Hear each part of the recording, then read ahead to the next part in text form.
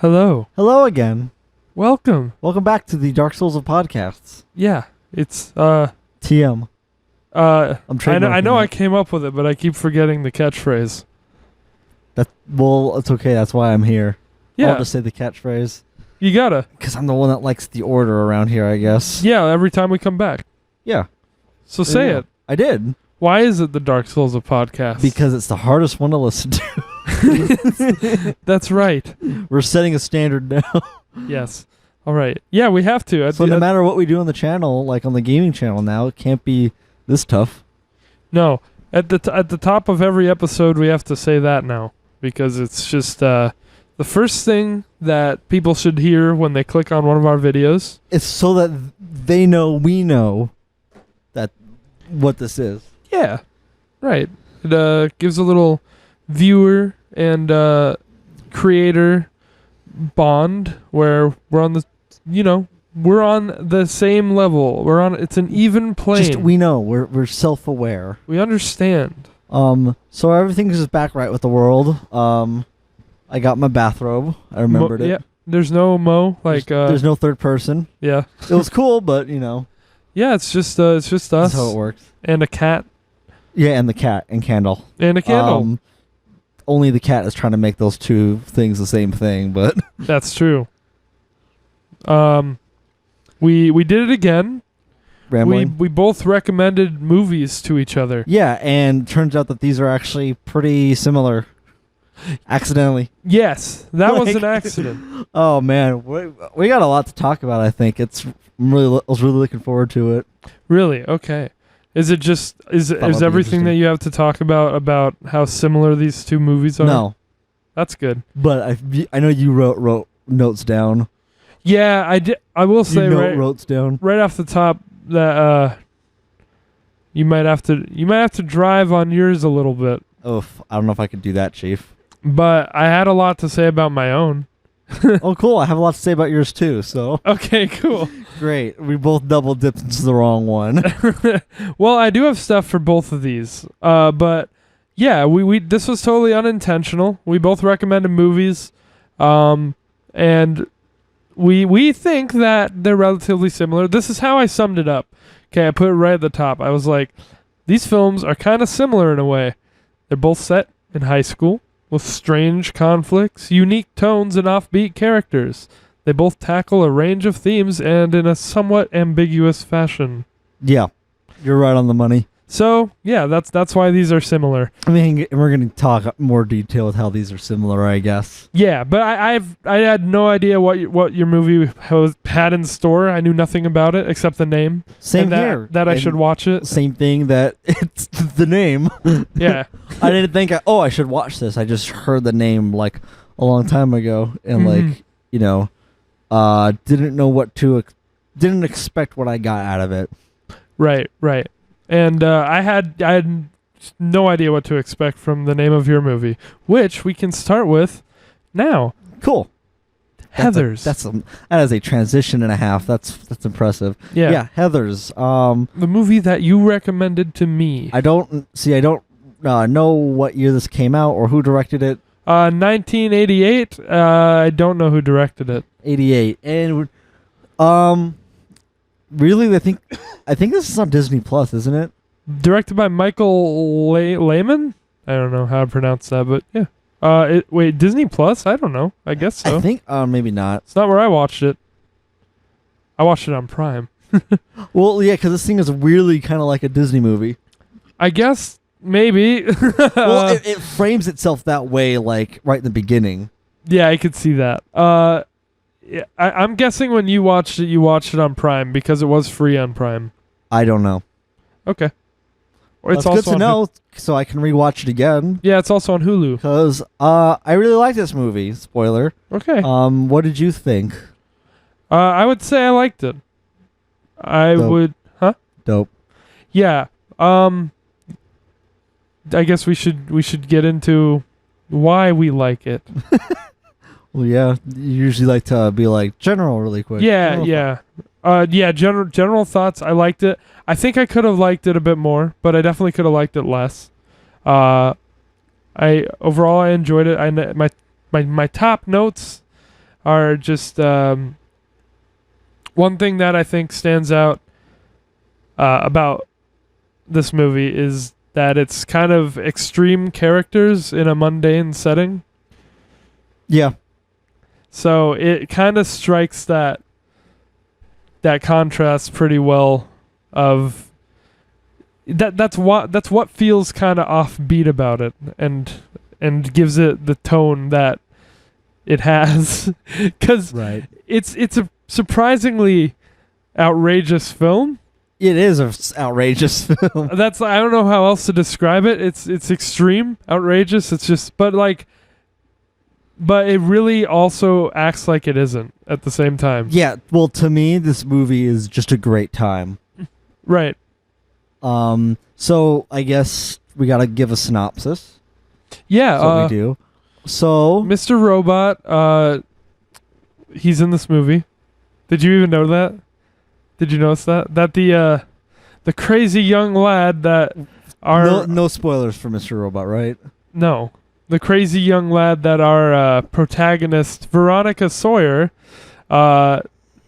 is interested in, at least at the beginning of the movie. Yeah, it's him? Mr. Robot. That's him? It's Christian Slater. Oh, I swear I thought he was familiar, but I didn't know what. Yeah, he's very young. Because he's got that face, and those eyebrows, and a real... first of all, I love his performance, because he kind of gives a real Jack Nicholson type of vibe. Yeah? A little bit. He kind of sounds like someone I know from school. Oh, jeez, that's not a good sign. No, not like that. But his voice, the way he talks. Yeah, he kind of just talks like this. Yeah, like Mo pointed it out, and then I was just like, "You're right." That's a good. That's a good voice to remember next time we do a voice game. Yeah. So this is set in high school in the '80s, so you know how that's going to be like. Really, eccentric and just how high school is done in movies and shows and all that jazz. And it really frames itself that this is just going to be a typical, high school Disney movie. Yeah. But it's not. No. It frames so we're going to do pranks on, these guys because, there's always some social construct in high schools when it's done on movies. So they're like, we're gonna prank the most popular girl, and it turns out the main character, Christian Slater, is fucking crazy. Well, the main character's boyfriend or the guy that she's seeing. I forgot his name. His name? Yeah. What, Christian Slater? No, the name. Oh, the character's name? Yeah, the character's name. Oh well, you put me on the spot. I didn't write it down. So, bitch. Yeah, why don't you go through your synopsis? Okay, so also really quick, I haven't seen this in about 4 months or so, 4 or 5 months. Mm-hmm. So I may be a bit rusty. That's why. So yeah, it's framed like it's gonna. Obviously, this is spoiler synopsis. Yeah, always. It frames itself that it's gonna be a prank, but he ends up actually killing her by poisoning her. His name is JD and Jason Dean. Oh yeah, that's right, JD. And it's and he still frames it as an accident, but ends up taking his girlfriend with him on a basic spree of killing people that's done them wrong, and it just escalates further than that. And I feel like it's really hard to tell you what this movie's about without spoiling it to you or just showing it to you. It's funny. It's like, we're gonna watch this movie. Oh, what's it about? Shut up. Yeah, I'm not telling you. It's just watch it. And that's the how I went into it. I went in totally blind, and I was just kind of, oh, okay. Oh, that guy looks weird. He's good performances so far, I guess. And then, right when that happens, you get hooked in, because I was pretty hooked in. Yeah, it's funny. It kind of has that same concept, except a lot more trivial. That Dexter Boondock Saints talks about, of just going to kill people because you don't like them. Yeah. but that's as far as it goes in this. It doesn't pretend to be more than that. Yeah, it's not overly preachy. And he's just kind of... It's not giving you any... it's weird since this is right after Boondock Saints 2, where it's talks about the morality of that. Instead, you get like No, kind of what these characters are feeling, and like it's so goddamn campy and cheesy with it, but it's strangely real. but I think it hits you over the head with like you can't just fucking go around killing people. Like, Yeah, but it doesn't stop the main character, and it's just like, yeah, right. it all hilarity ensues. Like, it's a dark comedy. Like, that's how to explain it. Definitely. It's a dark comedy, and it's not really something you see every day. Because it's really like framed like funny, but it's also kind of real with like how Veronica Sawyer takes it. Yeah, I was gonna say because she is played by Winona Ryder, and I've always thought she's cute as hell. But she's adorable in this movie. Well, careful, because I was just gonna say in this movie. No, yeah, I think she was 17 or 18 in this. She was pretty young. All I said is she's adorable. I was just making a joke because Okay. I've always thought like anything I've seen her in, even now, like she's still cute. It's really weird. She doesn't look 17 in this. She's in It's just because of the makeup, I guess. Yeah, now she's in Stranger Things. That's probably what a generation will remember her for. I guess also a word to describe this movie is kind of surreal. I guess. I mean, it has some kind of like dreamlike quality to it, or it's like Maybe not like surreal then. Maybe like like it's over the top and it's campy and everything. it's kind of like It's just like you're kind of like, I don't know what the fuck to think with this. it's kind of just like, did that really just happen? Yeah, like that's what what I meant. That's what I mean with like dreamlike. It makes me be like, what? Like that's what I mean by offbeat. Actually, is just how the rules of this world, like it plays by its own rules. Yeah. And I had a note kind of like that in here. I tried to take more general notes. And it makes it more stylized when a movie does that, where it's like, yeah, it's a tone thing. I'm playing by my own rules, Yeah. Which so far is the string that we've been recommending here, with the exception of The Wall, I think. Yeah, that's what I wrote. The tone is very unique. Character's very offbeat. It plays by its own rules. So pretty much I already said all of that. But Cool. What were you going to say? Oh, I was already finished with my thought. I was going to say, yeah, I wanted to mention that it's contextualized that AFI song for me called Veronica Sawyer Smokes, which is apparently about how he also had a crush on Winona Ryder, and it broke his heart when she smokes at the end of the movie. Oh, because funny. he's a straight edge, like he doesn't do any. Oh, right. Yeah, so I thought that was pretty funny. That's really funny. Yeah. Yeah, okay, and then you can tell this note was early on. No, I could just see a sad face after that title. Veronica Sawyer Smokes. Yeah. Damn it. You can tell this was a note from early on, because Ez wrote, didn't expect Mr. Robot to pull out a gun. Oh, yeah. Yeah. I guess, like, if I was going to start with the events, I'd just say, like, you're on a typical lunch scene and, like, the bullies, like, go up, well, like, to the quiet can. He's always wearing that, like, kind of trench coat, like, jacket, I guess. It's, like, oversized. Mm-hmm. So maybe it's not a trench coat. Maybe it's, like... Oh, no, it's not a trench coat. It was, like, kind of like a blazer or... I don't know what it's called. It's like a suit jacket. It's, like, a lot more likely that you would know than me, because I don't know fashion terms. Okay, then I'm gonna...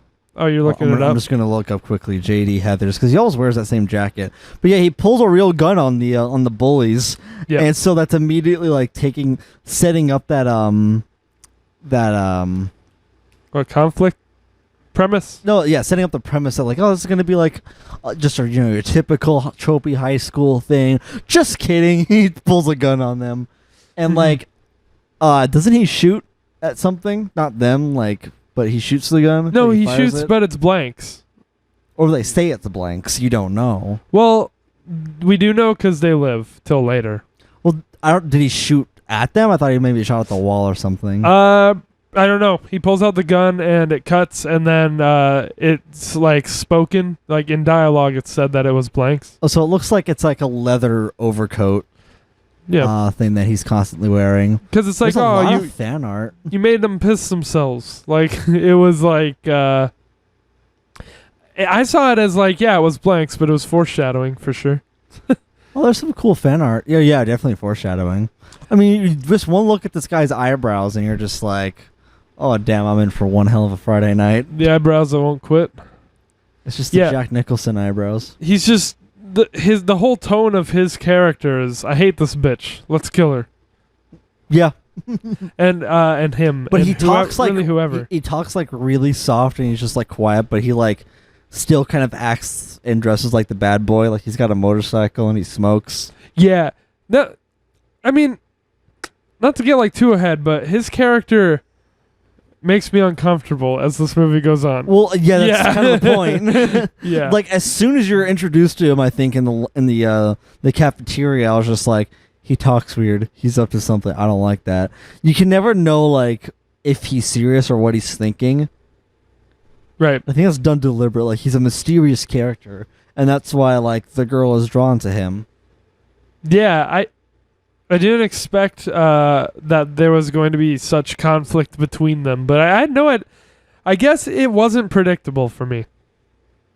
Yeah, because Veronica is a pretty innocent, and like goody two shoes. I wouldn't even character. say that. She's not goody two shoes. No, she hates these bitches and she wants to fuck them over back, but like she doesn't want to fucking kill anyone. Yeah, yeah, like, I didn't know where it was going, and when I say that, I mean I thought maybe she was like going to develop this lust for killing, and I was like, oh, where's that gonna go? Is it just gonna be a like complete black comedy where it's like the punchline is that they're killing all these people? But it didn't really become that. No, but also there's that scene where she's like writing in her diary that how she wishes one of the Heathers was dead, and then like it just cuts to just her and JD, like that Heather dying because of JD, and she's just like, not really. Yeah. It's just like, he's just like, what? You wanted them dead? It's just like, it's a figure of speech.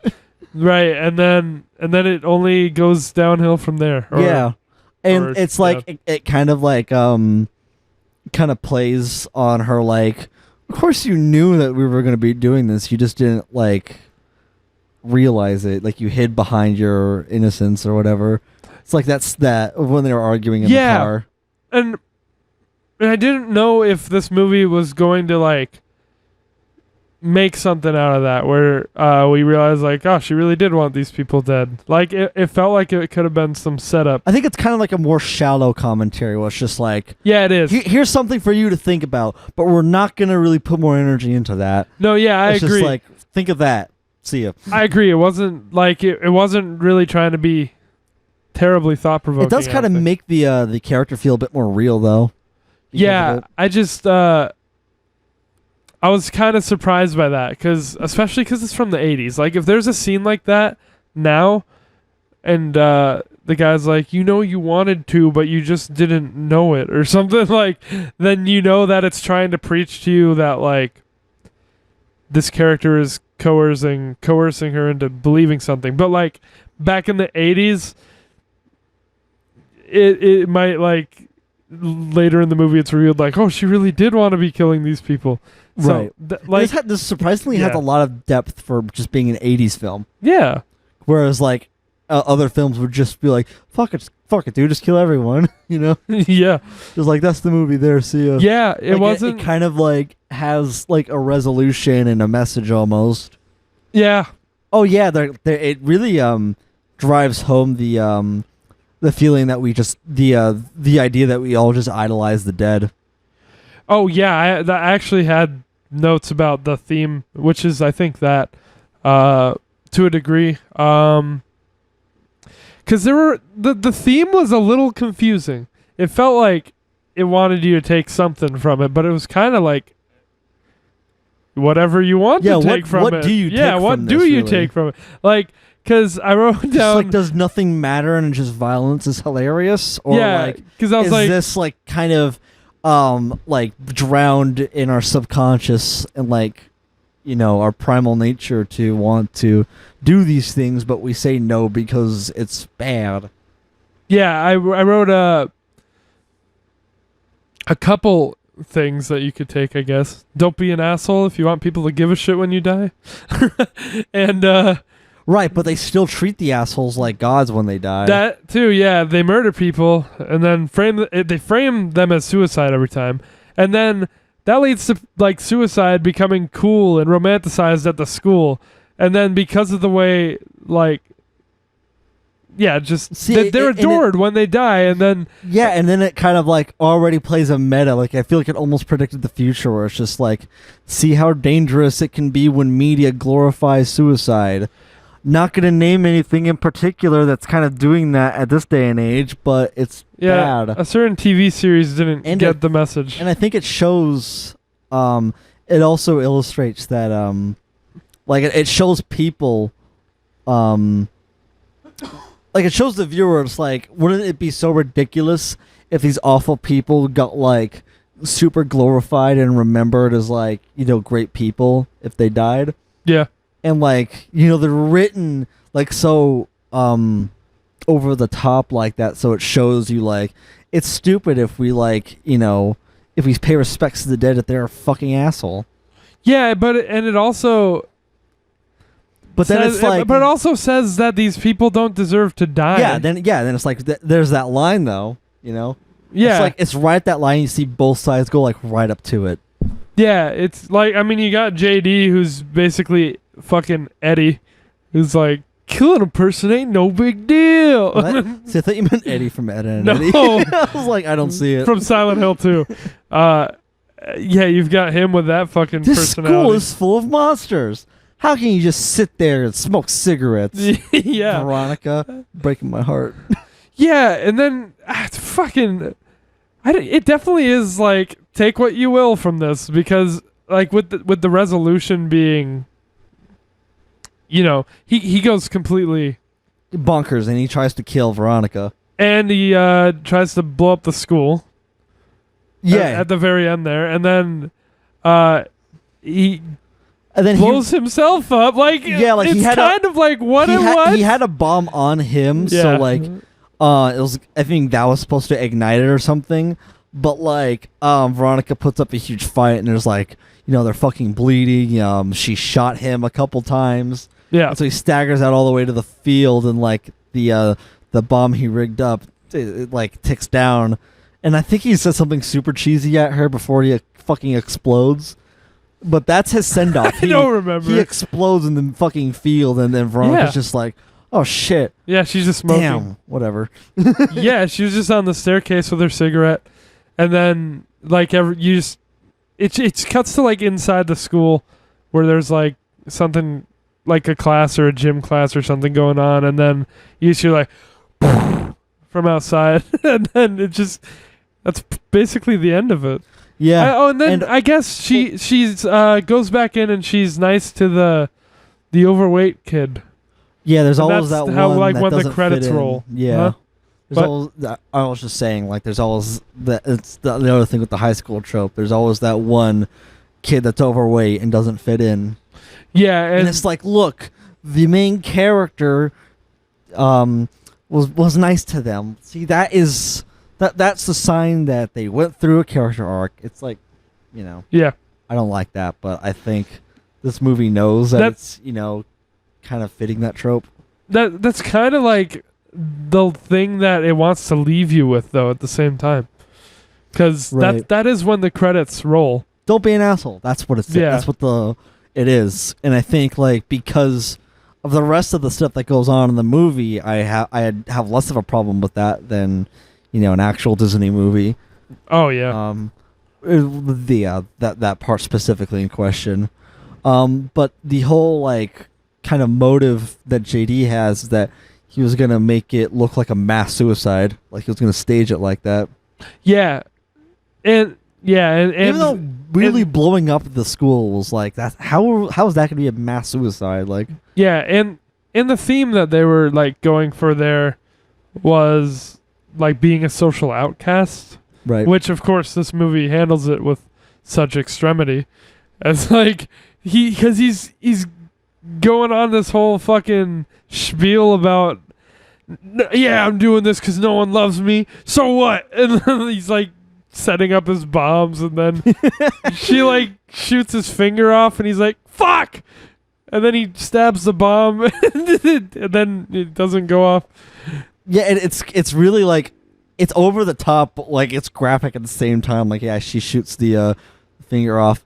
It's just kind of funny to think that, like, hey, that's how this. Yeah, is. no one likes me, but he's going like through such length setting up a fucking bomb. It's just kind of like, it's just so out there, but graphic. It's just like you're kind of like, what the fuck? Yeah, And it's funny. It's kind of saying like, hey, don't deal with being an outcast like this. But that's kind of a funny connection to Boondock Saints too. Not to spoil Boondock Saints, not to spoil Boondock Saints, but someone gets their finger No shot one would off. really like go that far, like unless they were actually, batshit crazy. But did you hear what I said? Yeah, Boondock Saints shooting the finger off. Yeah, it's a weird ass connection to have between two movies. Doesn't happen that often. Yeah. But yeah, I feel like it takes that angle of social outcast, huh? Don't bomb your school.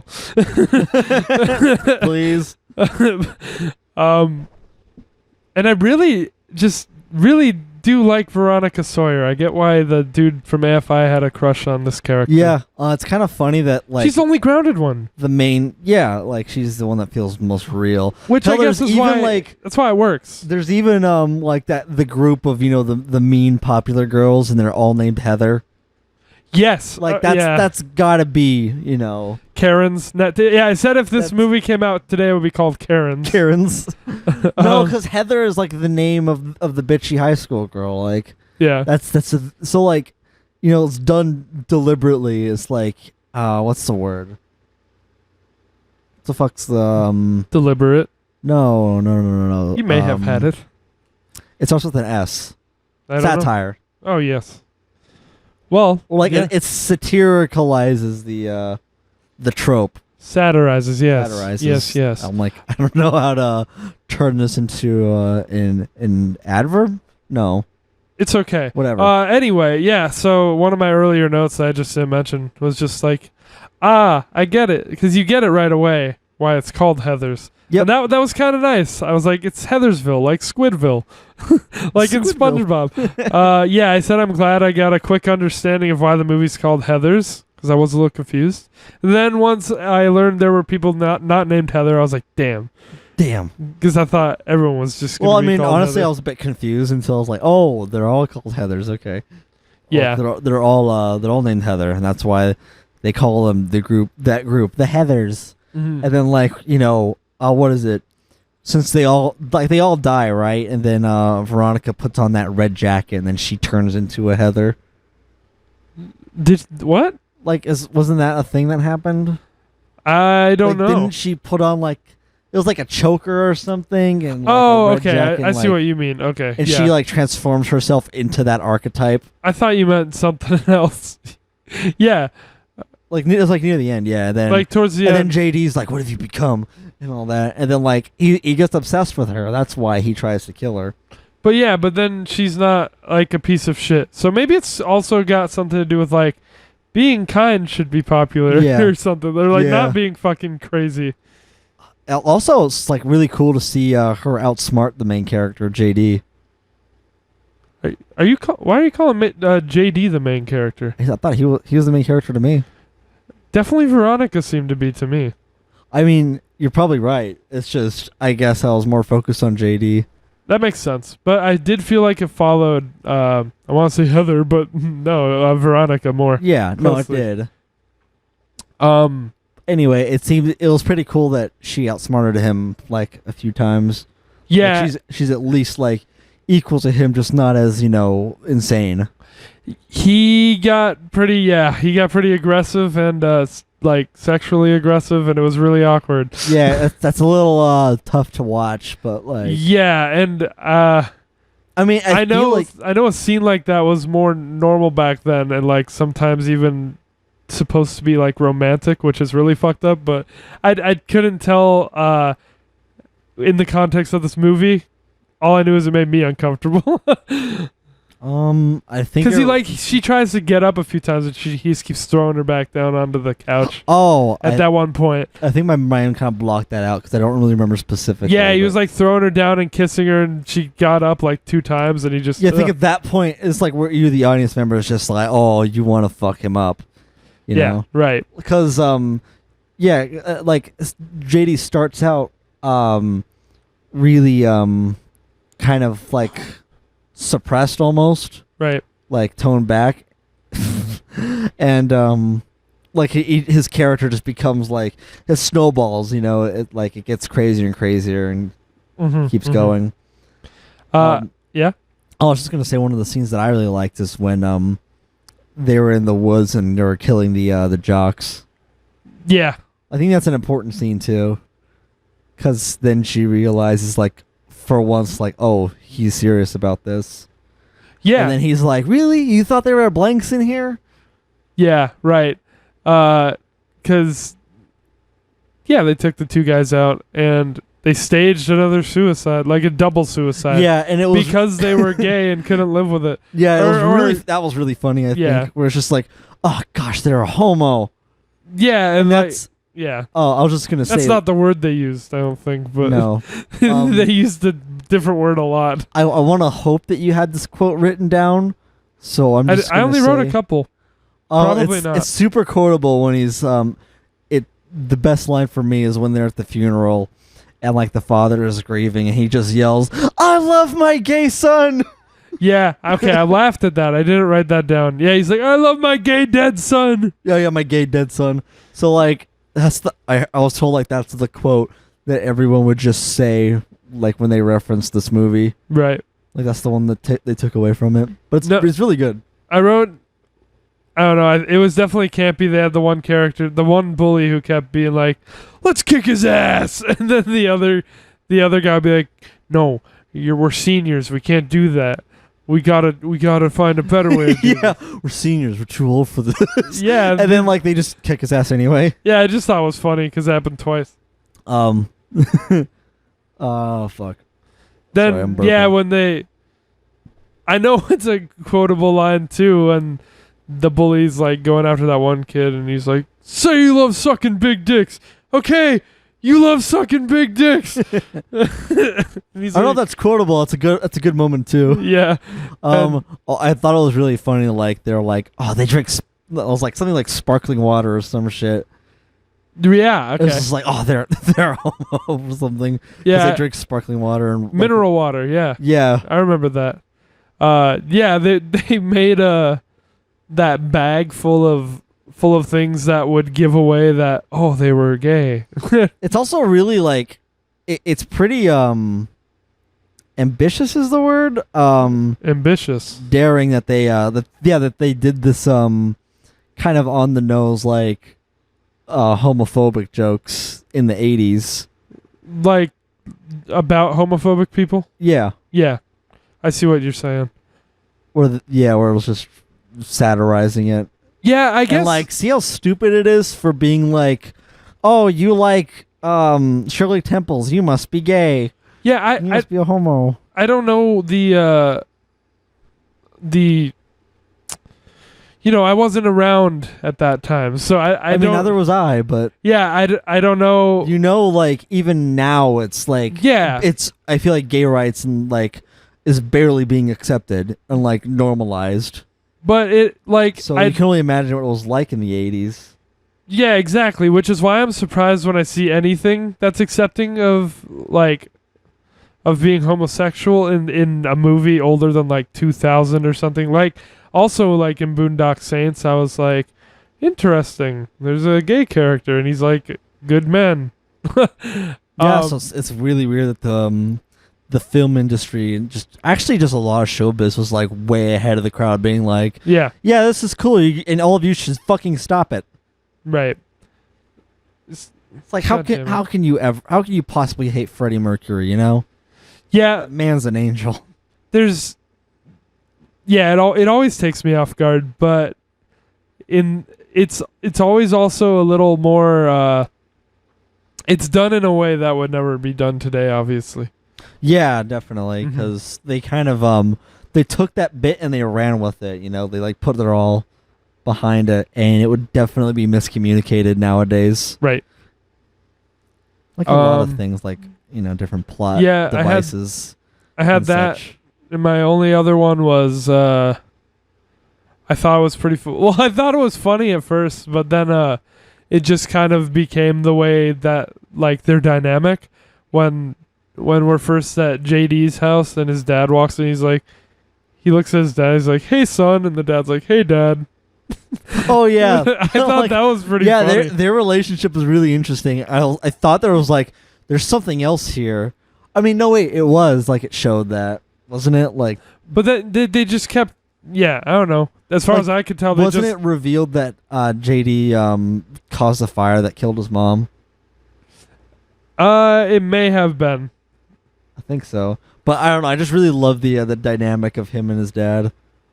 Yeah, it was strange, and I didn't really know why it was the way it was. But I didn't. I was Hey, cool Dad, with it. son. Yeah, I thought that was funny, and then they just kept talking like that, like as if their roles were switched. Yeah, And I was just like, huh, okay, that's just how they are. Huh? I just thought that was funny. It's like that's cute. That's totally something that you can even see someone doing in real life too. Oh yeah, that's definitely one of your more quirky friends or something. Yeah, for sure. May, you're about to get a ticket to my room. Yeah, she's bitey tonight. She went from cuddly to bitey. I think she's stuck one. She's always fucking getting her paws stuck in Yeah, shit. well, cats do that. Even my cat does that, and then he like freaks out and then like scratches me more when I try to get him unstuck. I'm like, stop! I'm trying to help you. Anyway, Maytime done now. That's actually that's all the notes I had. Like pretty much, yeah. We didn't talk about it forever, but if you had anything, then keep going. I guess maybe she was just here because she was stuck. Now she's cuddly. There's another thing I wanted to just to bring up. Yes. Yes. Yes. Oh, the car scene when they're arguing after they killed the two jocks was actually pretty intense from what I remember. Yeah, because she started screaming. I don't remember what he did there, but yeah. No, I agree. It was an intense He was scene. basically just gaslighting her and all that. Yeah, she started singing Mary Had a Little Lamb. Yeah. Oh, yeah, because she was like, shut up, shut up, shut up. Yeah, and then it cuts outside the car, and those two are like, "Aw, young love." Yeah, that's also yeah, funny. they turn a lot of like things that would be a big deal in real life into like a little gag. So that's where the tone... it kind of mirrors reality in that way. Right, but that's where the tone is like a little offbeat. I guess that's the only fucking way I know how to describe it. Well, like it downplays it just like how people do in real life, you know? Yeah. When they're like, oh, so like your first boyfriend in high school is gaslighting you, being an asshole and getting you really in a bad position and doing drugs and all that. Oh, I remember when I was 17, you know? It's a great way to start off your love life. Yeah, for real. So it's really like, I think it pokes fun Let's at that. normalize toxic behavior. Yeah, so I think this movie, for a lot of its comedy, just like pokes fun at real life and just like, look how absurd this is. And like, you know, we're starting to sound more right than you people. Yeah. Or it's like the absurd stuff that happens in real life is what's funny. Like, it's the thing that stands out in this world. So it kind of puts everything on its head in that way.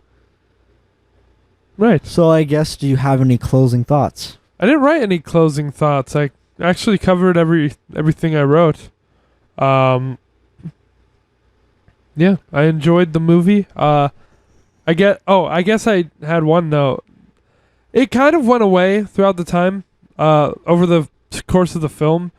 But I wrote it. Yeah, it was probably just my TV also, but it was elevating the sound of the music, or the music was just loud. But I wrote that the music was pretty intrusive at the beginning, to the point where I needed subtitles, which I use them anyway. But like, I wouldn't have understood what they were saying if I didn't have them. But then I think that wasn't a problem past the beginning, and I think it was probably just my TV, because for whatever reason, it loves to elevate the sound of music over everything else. Yeah, I didn't know about that, or Yeah. remember if that was a problem. The only thing is, like, just I guess before we give scores, it just I guess like I could have loved it a bit more. Like I enjoyed it, but I didn't know if I got like as much out of it as it seems other people do, because I think it's like a cult film. I think it's supposed to be. It kind of is. I think it's known to be like, a cult classic. And I wouldn't consider myself like part of the cult of Heathers. I think what we're getting at is, it's a really fun experience, but like there's not a whole lot of substance there to latch on to, other than like how fun it is to kind of go through that journey. Right, it's like, more fun than substantive, I guess. And there's which is fine. There's those commentaries on like the world, like we had talked about. Yeah. But it's not like it doesn't want to go deep, and like I respect it for that. It's kind of like it's kind of a lot like going to an arcade and just kind of fucking around, and enjoying some good games, but like it's not like the same experience of you're home and you set the mood and you're playing Silent Hill or something. Yeah. It's like two different experiences, but it's in the same genre. Like we probably both prefer the latter of like, getting substance out of it. So I see what you're getting at. But that's okay. Not everything needs to be deep or anything. It's just I would deep. Yeah. I wouldn't say this is the first movie I'd put on if I just wanted fun either. I do think it was fun. I think it was enjoyable, but it's not like it's not going to be my new go-to. I don't think I would rewatch this unless someone wanted to watch it and I was like, yeah, I like it. Let's watch it. Yeah, for sure. Yeah. It's not a go-to for fun for me either. I have Big Lebowski now for that.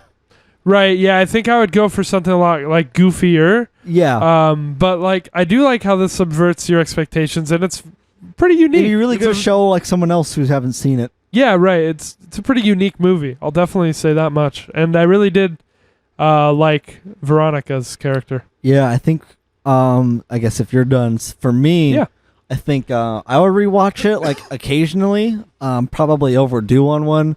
Yeah. But, I'll definitely like see it again because I'm, hazy on details and everything. Yeah. And I can really see how this is a cult film. Right, me too, absolutely. Like after it was done, I was it's got like, all the quirks of a cult film. Yeah, like, and I don't do this often. Like I looked up like on the Wikipedia and just to see people talk about it, because I was like, what is like the general opinion of this? Like, were people pulling Boondock Saints were like, oh, it just glorifies violence, just glorifies suicide, but otherwise everyone was just like, yeah, really great commentary and really good dark comedy. They really just kept like tossing that term around. Right. And then I learned that people quote the "I love my dead gay dead son." Yeah. Or whatever. Maybe I just didn't get it. So I understand it. I agree with you. Where there's like not a whole lot of substance, and it'll kind of just be in the back of my head, or at least closer to there. But I'll definitely show other people. I'll definitely put it on, like if friends want to watch something and like don't really want to commit to putting their like focus energy on it. I guess. And it's not terribly long either. Yeah, it's not long. So like I definitely just put this on like, occasionally. Yeah. I just really enjoyed a lot of the sense of humor that this had. Like you're not gonna really see this done anywhere else. Right. Or at least very commonly. And I think they're all pretty well written and good performances. Oh yeah, the around. performances were all good. And I didn't even mention that. Not really common for that, since given how young they were too. Yeah. Oh, and the music was good too. I don't remember the music. It was fitting. It just there was a point where I couldn't hear the dialogue because it was too loud. But I do think that's my speakers. I don't think this movie does. I don't think it's mixed badly or anything. This movie is surprisingly still like has subtleness in there and nuance to it, even though like it's pretty on the nose with its theme and like message, but Right. it adds subtleness where it like makes it a bit feel more a bit grounded and real almost. Right. It's like the base of a cake. So yeah, point is I still love going to arcades. That's It's a great. great time. So what are you giving it? I'm giving this one a 7 out of 10. Cool, good score, good respectable. It is. I think I'm leaning like on a strong 7 to an 8. Probably giving it an 8 though. Nice. You got a 7 and an 8. That's a 15 out of 20. Cool. Yeah, that's like That's like a 3 out of 4. yeah, that's a 75% on Rotten Tomatoes. If we were to two critics, C. yeah. Not C plus, because that would be 76% or more. So yeah, we did it. We talked about Heathers. Cool, and not for terribly long either. Yeah, we didn't. Those are still good scores though. Like don't I get feel us like wrong. the next discussion could go longer just because I have more notes on it than I did on Heathers, and you said you had a lot to say about it too. Yeah, well, But- first time in this podcast, I think I've actually got notes for this one. You have notes. I wrote down notes. Cool. All right. I think there was so much that I wanted to like talk about and like remember, like Yeah. that I wanted to bring up. I was like, fuck, I gotta take notes because I'll forget all of them. So this should be interesting. We'll ping pong notes back and forth. Yeah. Donnie Darko.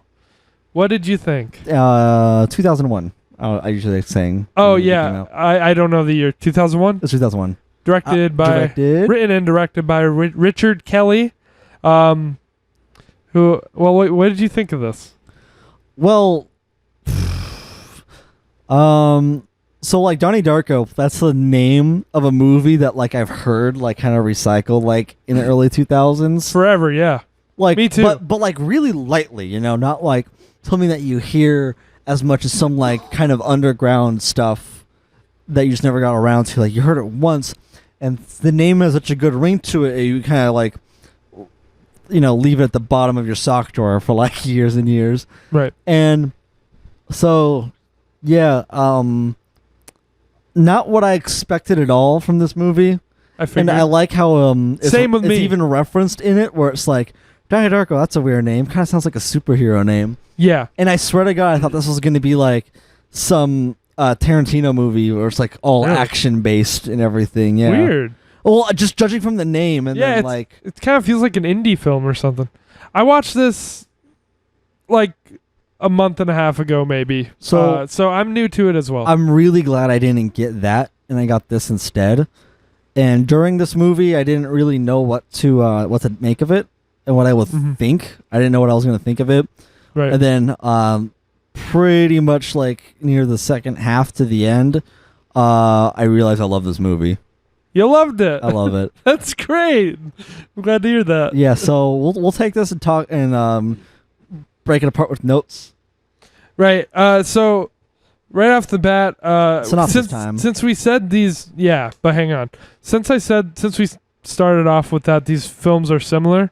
Like I do want to say this isn't always the case, but I did enjoy this film more than I enjoyed yours Oh, cool. personally. Thanks. Well, just because we agreed they're similar, right? Yeah. They go for the I'm same just thing. not- I prefer like this approach. I I'm guess. not showing my hand yet. That's fine. But I don't think this is like, I'm not saying this is like the greatest movie of all time. I just think for the approach, in terms of approach to what did I write? To the civil, like set in school, with strange conflict and unique tones and offbeat characters. I preferred this a little bit to Heathers. I can see that. But yeah, you want me to give a little synopsis before I get into some background? Yeah, Okay. for sure. So, How do you really Yeah, give I'm a trying to synopsis think. for these two movies? Because, well, you can go into spoiler territory. yeah, so Donnie Darko is a lad who lives with his family. Yeah, just a high schooler. Just your everyday average high schooler, you know? Yeah, and he goes through a strange experience towards the beginning of the movie where he gets this ominous vision. Up. Yeah, he's woken up by a voice just saying, "Wake up. I've been watching you." And then he goes with a really cool voice filter on it too. Yeah, and he goes outside in the middle of the night. Genuinely ominous, yeah. Mm-hmm. Goes outside in the middle of the night and finds a guy in a bunny costume. Right. A creepy one too. Yeah, named Frank, and he gives him an amount of time. It's like 26 days, 18 hours or whatever. Right. 24 minutes and 12 seconds. And then he kind of passes out. And the film also it begins on a shot where it's like, oh, what happened? He passed out. Like yeah, it's prefaced also that is the amount of time before the world ends. Yeah. And that's basically the whole preface for the movie. Yeah, and then we find out that while he was out in the middle of the night, an airplane, or what was it? It was a jet engine. Yeah, a jet engine. Like I was like a small airplane, crashed into his house while he was gone and right into his room. So would have hit him. Yeah, kind of Final Destination he dodged style. Death. Yeah, yeah. It's really outlandish, and no one knows where the jet engine came from. Yeah. And they can't say. So, you get like a lot of these kind of puzzle pieces throughout, and then over time, like they start to connect. You start to connect the dots. Mm-hmm. And that's pretty much it, I guess. Yeah, I guess for the synopsis. So I wanted to say I have like a note here at the top, which might recontextualize something, or not. I'm not so sure about this note anymore because I did rewatch it again today. I watched it at 1.5 speed since I've seen it twice in the last month or two. But I just wanted to make sure I had some notes I wanted to touch on. Put a note. The pacing was a bit fast. No. So apparently I haven't seen anything else the director and writer of this movie, Richard Kelly, has done. But apparently this is the only good thing he ever made. And when I said when paying Mr. One Hit Wonder. Yeah, I said when paying closer attention to the dialogue and after viewing the director's cut, I wondered if this movie was just a fluke or maybe it just works because like the cast is great and knew what to do with it.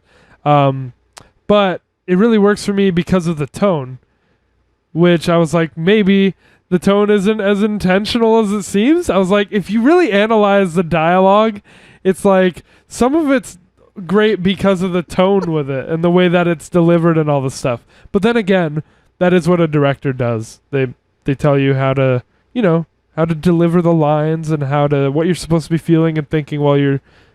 Oh yeah, the director So it does seem intentional. I've decided now after my third viewing. So I don't know why this is his only good film, but I've decided that it is intentionally the way it is. And I said anyway, I don't personally even think any of this is relevant because fluke or not, the film holds its own, in my opinion. Yeah, it does.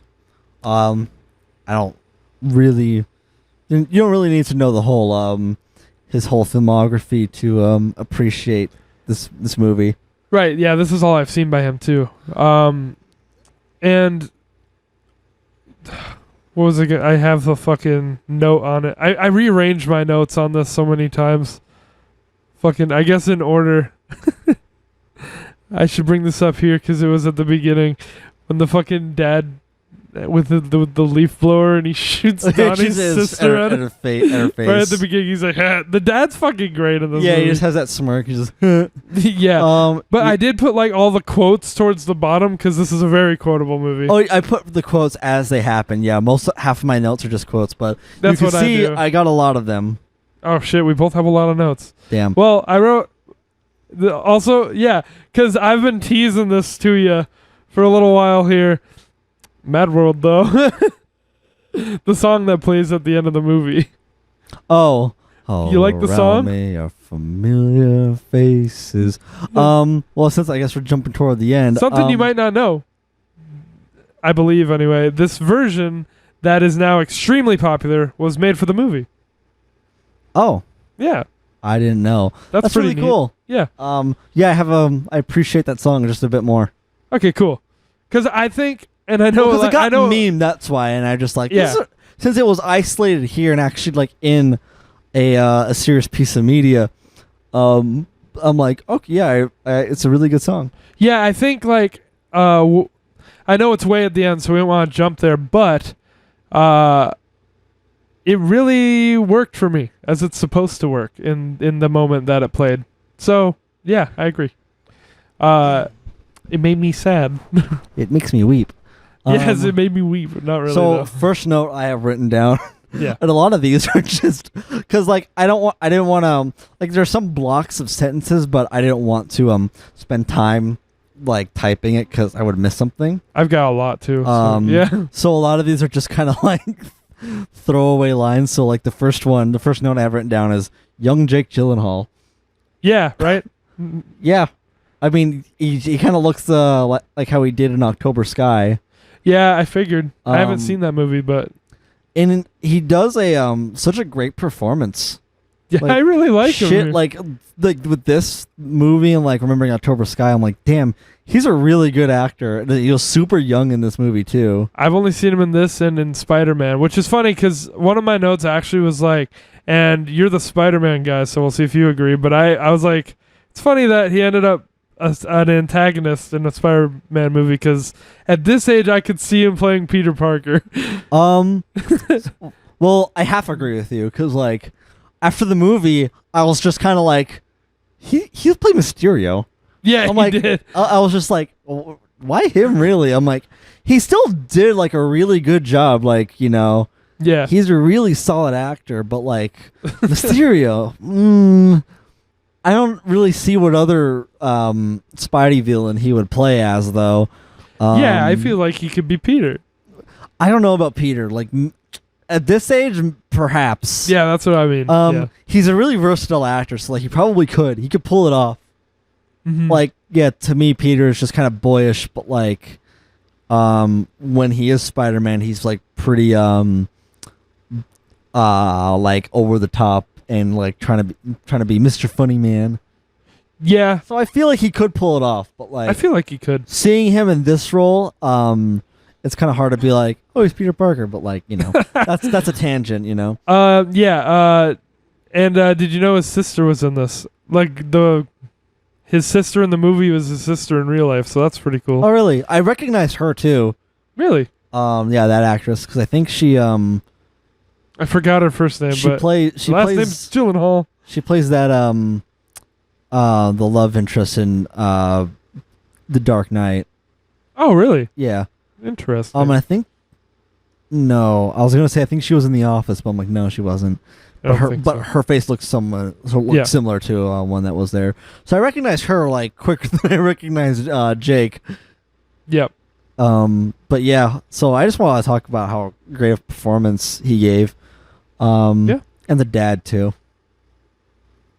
Yeah, I love the dad. I love yeah. the dad. Um, And then my next note. My notes are a bit more general, so you're not going to really be robbed. Mine are too. Yeah, I don't know. I'm probably going to rob the quotes from you though, unless you have more. Yeah, I was talking about it in a weird order because I wrote like big general things that can actually fuel our discussion.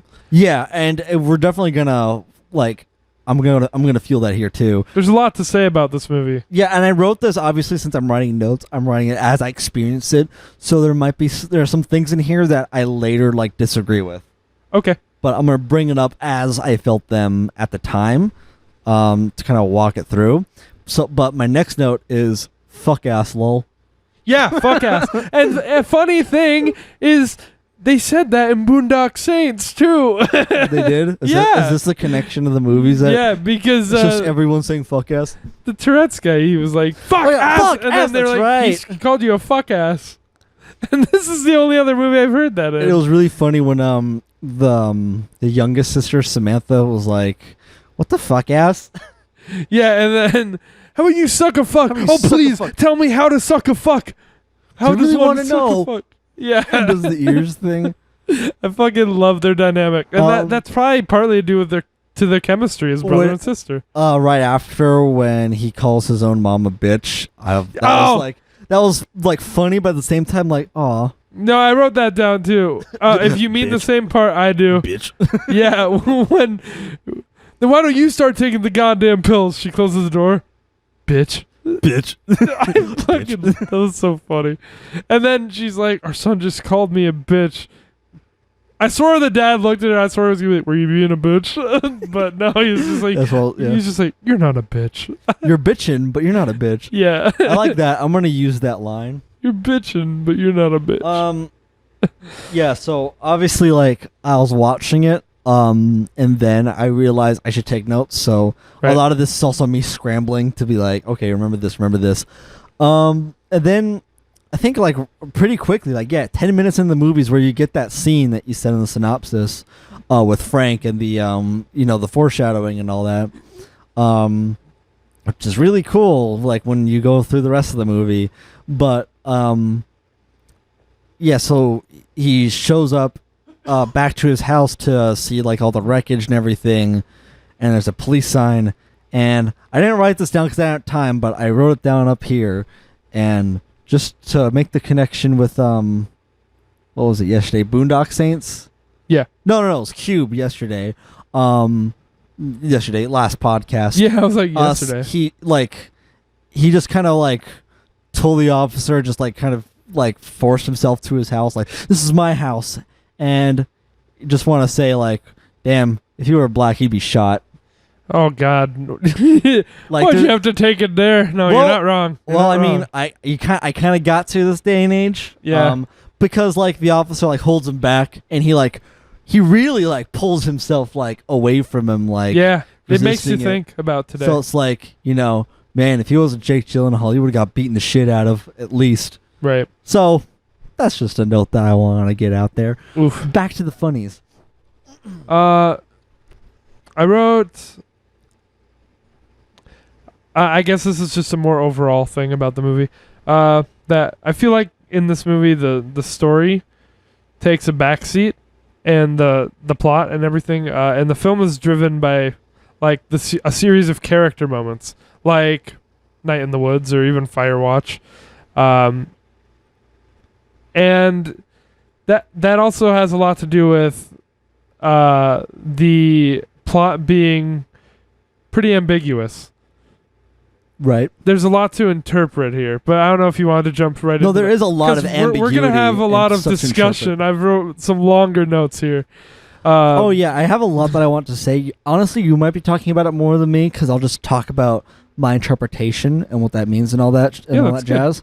We kind of do got to go back to dissecting in order to be able to talk about those in detail. Yeah. Like the scenes.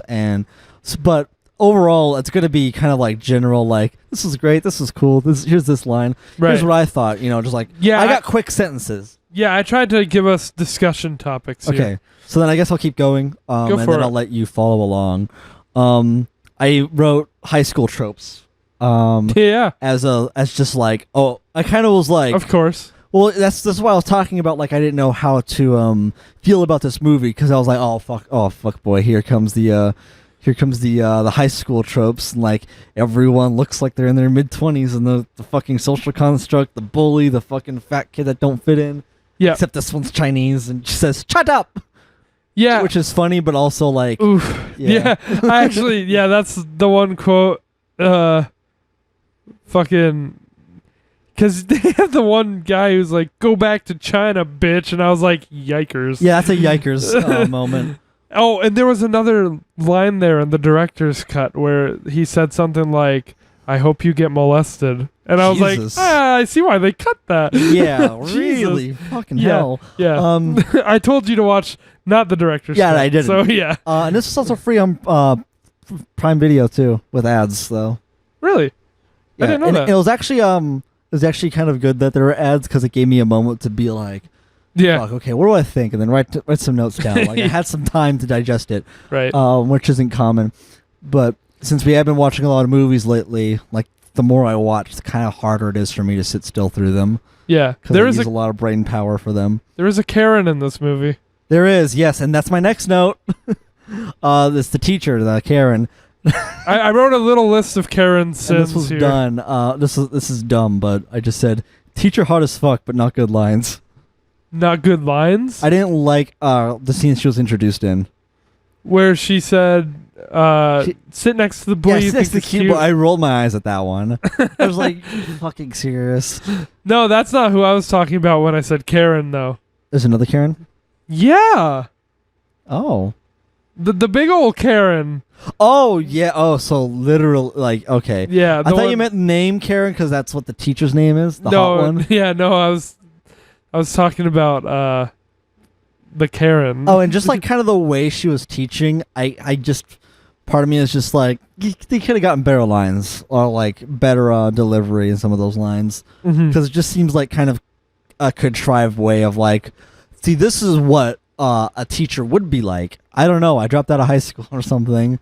No, like, yeah. It just seems kind of disconnected. Oh, yeah, and she really like kind of fucking goes in on a kid where it's just like, if you read the book. She definitely didn't feel like a real teacher, because obviously I feel like a real teacher wouldn't say that either. Like, sit next to the boy you think is cute. No, not at all either. Yeah. Like, teachers are very much like, don't talk about that, don't think about that, not get involved with that shit. And that's just stirring up drama. So that's why I was just like, yeah, the scene she was introduced in was not the best.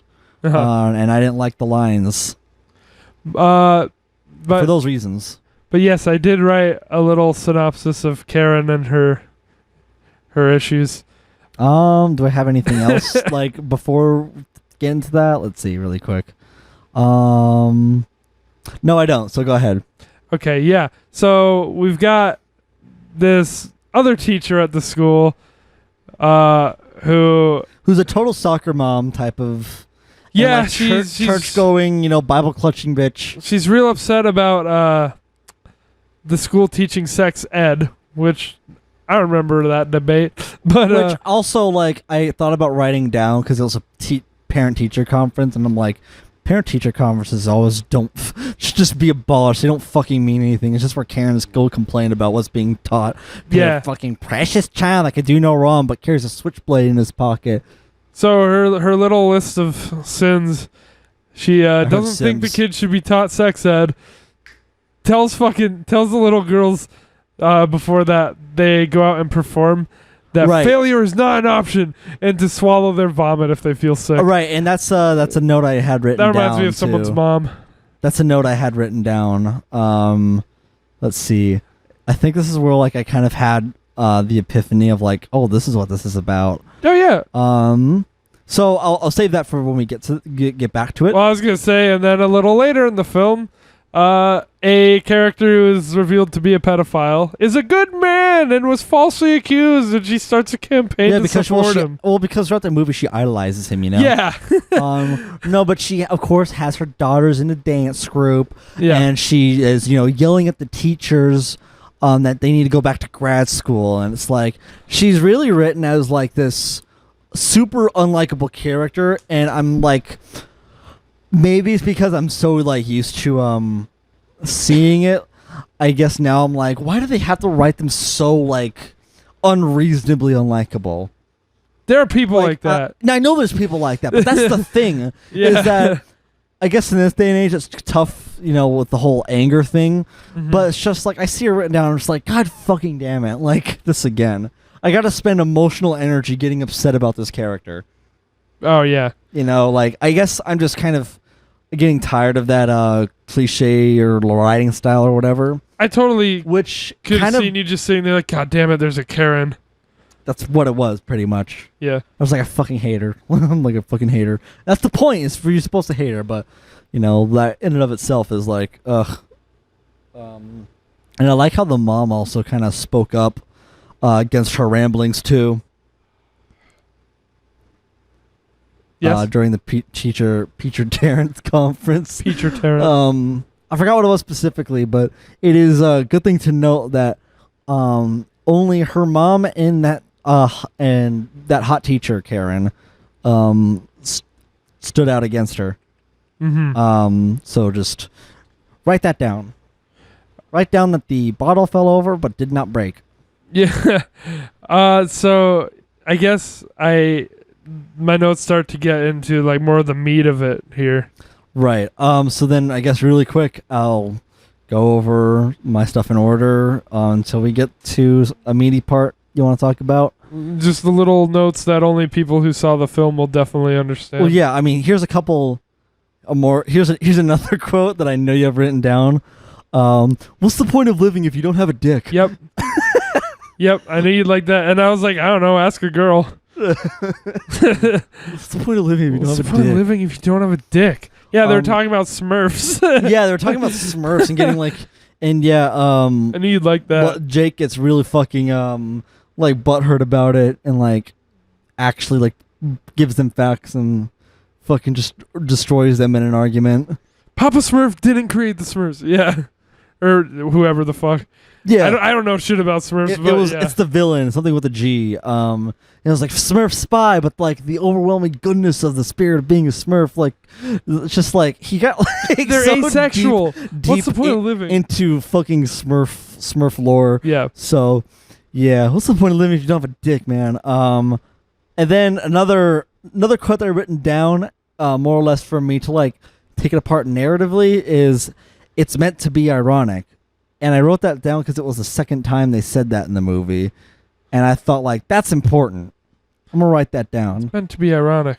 Oh, you mean like... I think that's what the teacher said, like, during the teacher-parent conference. Yeah, and he also said that in class, right? Yeah. Yeah, like, he said that and the teacher said it. Like, it's meant to be ironic. So it's like, is this kind of self-aware in that way? I think so. Like, I think that's... I'm like... Well, that's why I wrote it down, because I'm like, is the movie trying to like tell me like, it's like, is it talking about itself at this point? Is it a different context? So that's why I wrote it down. I think for as much as there is debate over interpretations of this movie, some things it's more on the nose about and self-aware. Yeah, for sure. Yeah. And yeah, I'll get into that. Then we get to the scene, another scene with Frank. I think it's like the mirror scene. So right, we finally get a close up on him, and I just wrote down that mask is cool. Really, I like it. I wrote his derpy face when he sees Frank in the mirror. I just love the face. I love that mask. I think it's cool. I wish it were in you Payday. You probably get one, but I mean, yeah, yeah. I just love the face fucking Donnie makes when he's looking in the mirror with the knife. Oh yeah, with that little smile, like yeah, it's so great. It's really intimidating, but like really just like yeah. And then I think his sister comes in. And he's just like, huh. Yeah. I love it. I'm just taking my pills. And then really unlikable characters done deliberately, but is it ironic? So now I'm just asking myself, is everything ironic here? Like, is this it? And then what is irony? So. I know like a lot of them are meant to be unlikable, but is that done deliberately? And I think like to get into what I was thinking at the time is that it's really hard to tell, at least early on for me. I guess it depends who you're referring to.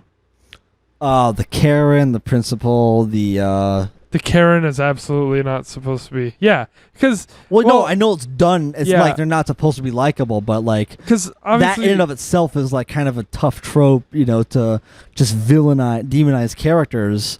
I think I wrote that down when she went up to the mother and was like implying that she questions her ability to be a mother because... the main character told her to shove the card up her ass. I love that part. Yeah, and I love how the dad like he starts laughing. He laughs but coughs. He's like, dude, unlit and dead ass. And then Donnie just smiles like, yeah, that smirk. I thought about just pausing it and sending you a pic of that smirk in the back. Dead ass though, that is gonna be me as a dad. Like I get called in the principal's office and he's like, your kid told his teacher to shove it up their ass. I'm like, right. He asked me to forcibly insert the card into my anus. Dad laughs. Also, I really like the scene that came before that. because it's I wanted to talk definitely about a commentary on I've got school system. that. Obviously, I'm sure you're not surprised that's in some of these deeper notes. Yeah, no. So okay, we can hit this point pretty heavy now. Oh, you want to go into stuff? Into this scene, because I think we both have stuff to say. Okay, where did I write that? Because she shows the yes, okay, super campy and just. This is where I had my note was just that this film covers a wide range of themes: fate, religion, bullying, authority, mental health, black and white versus gray, and I put the class example. From love to fear. Yeah, so you actually wrote down the themes, which is really cool. Yeah, and oversimplification of human emotion, which is basically what Donnie says. And then I said, take notes, 13 Reasons Why. Yes, that's the show we were talking about earlier. What? Existentialism and purpose, sex, loneliness. Those are all themes that this touches on. I think a lot of media does need to take notes on that. And looking at the commercialization of Marvel and superheroes in general. Oh yeah. It's really all about and it's a really Western type of storytelling. Yeah. Which sucks because it's awful. It's always an us versus them, a good versus evil, and since that is the go-to thing, that's not a hero's journey. But you can definitely shoehorn that into a good versus evil type thing. Yeah. Black versus white. It's why do you this country is dying in ignorance and racism still. Yeah. Because everyone's just there are only two fucking political sides, and the other one is always the fucking idiots and evil, blah blah blah. Mm-hmm. We're the right ones. It's such an us versus them. It's just if we really put our brains together, don't you think we could save the planet or whatever? Yeah, and do all these amazing things. Instead, we get this bullshit, and it's really refreshing to see a main character really rip into this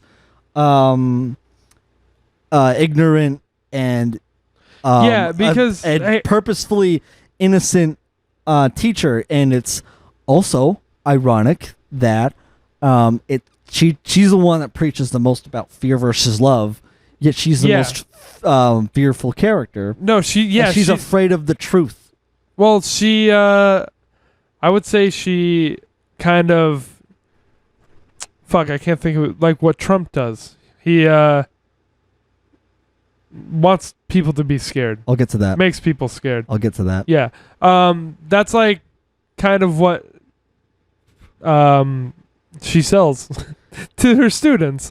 And it double dips in the scene too, when it's a commentary on the school system, when it forces you into this black and white. Yeah. And just we're and Donnie kind of taking stuff from the wall too, where it forces you to think a certain way, and it fucking discourages creativity and standing out and being different. Because he argues with the teacher, and her only argument is, do this assignment, and if you don't, I'm giving you a 0. That's a and he's threat. just and it cuts to him being in the office. Which is great. Yeah. But that's pretty much what the school system is, and it's terrible. It's just sit down, shut up, and do what you're told. It's not testing. It's not actually teaching you anything. It's just testing you to see how well you can follow directions. They do. And copy and just remember information that you're not going to apply anywhere. I think they make I'm gonna get a little bit heated if you don't. If you didn't already know. No, I think they make a good point of getting you on Donnie's side in this movie. But Donnie's a gray character, which people are gray. That's the thing. I don't know if I wrote it down, but I think I did. That Donnie is the only likable character in this, and only real character. Only real character? Yeah. Mm-hmm. Except his girlfriend. They seem pretty real, right. But Donnie is definitely honestly, he's the only actually normal depicted high school kid. Yeah. That's just kind of in that phase of fuck the system, fuck you, all of you. And it's kind of ironic that the movie demonizes him. Yeah. And tells everyone tells the audience and just to each other that he's got anger issues and it's a suppressed rage, and I guess that's kind of bleeding into that scene with that one dude the Karen idolizes, where he puts him on. Wait! I didn't get to say anything about the love and fear scene. I was just gonna finish that sentence up. Okay, but I feel like that's a whole nother topic. Yeah, it is, but I'm just gonna finish that. So I was to get our feet wet for that. It's funny that he puts him on blast for all of that, and yet it's ironic that he's a fucking predator. Yep. I would agree. But back to that scene where they're in class with Mrs. Karen. We didn't. Like, if someone hadn't seen this, they wouldn't know what we're discussing, really. Which is that there's this assignment where she's got the words love and fear written on the board, and a line between there's that them. Line, yeah.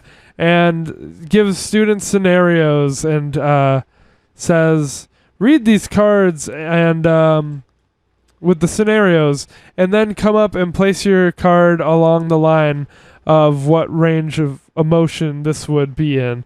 And I don't remember what Donnie says. It says, and she's really like condescending too when she gets one of the kids up, and she just it's like what you do when you present something in front of a class or just talk. It's just you talk and it's just like, hey, this is whatever. Yeah. And then she just quickly just tosses an X out of complacency, where it's supposed to be. Or the obvious choice, I guess. Closer to fear, yeah. Yeah, and then she's just very good. Yeah, and then I don't remember what Donnie's scenario says, but it's just something completely unrelated. This guy finds something that doesn't belong to him, and it's a wallet, and they take the ID out but leave the cash. Yeah, and that's where do you put this? And he's just you don't even know, when you think about it. Even if you try to do that, contrived assignment, it's just yes, it doesn't matter. So yeah, Donnie's kind of just I'm sorry, I don't think I understand what this has to do with either of these emotions, and he's being pretty polite at first. She doesn't offer any information like a good teacher does. She's just just do it. Yeah, and he's just no, I get the assignment, but you can't just oversimplify this vast range of human emotion into just black and white, fucking fear and love. And she's like, these are the most extreme emotions. He's like, yeah, I get it, but this has nothing to do with any of that. Yeah, you can't just say that these are the most extreme and then rule everything else out. Yeah, and he's like, the guy took the wallet. Who cares? Yeah. I think he kind of is the voice of the average person a few times in the movie, and that's why it's yes. Yeah, exactly. And it's it's really great to see that Karen to be told to shove that up her ass. Yeah, exactly. Which I feel a lot of us back in the day of high school really wish we told some teachers. Oh yeah. I've got a list. But got a big list. I think I said earlier that it handles its themes pretty ambiguously, and I rattled them all off earlier, but we can maybe see if there's anything to say about any of these other ones, because fate, there's definitely a strong theme of fate in this film. I didn't really pick up on that. No, with the whole the world ends at this day. And well, yeah. I mean, I just kind of toss that up to and Donnie's fate to foreshadowing.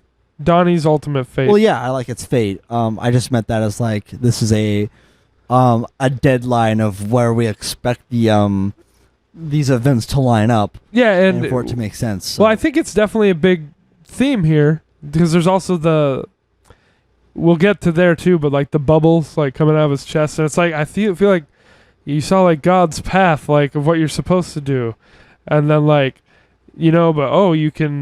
you can go against that, so that contradicts and blah blah blah, and there's just this strong theme of what you're supposed to do, what's meant to happen. There's this mini debate with another teacher that we'll talk about later about fate and God and all that. Yeah, and I put religion as another theme, and I would say religion is mostly depicted here negatively, but I wouldn't say completely.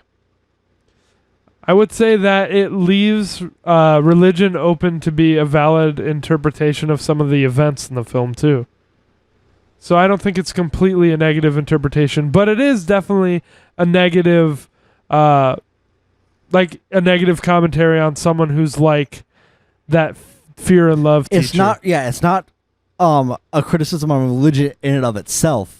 Yeah. Which, most people, I imagine, don't have a problem with. It's these people that take it to extremes. Yeah.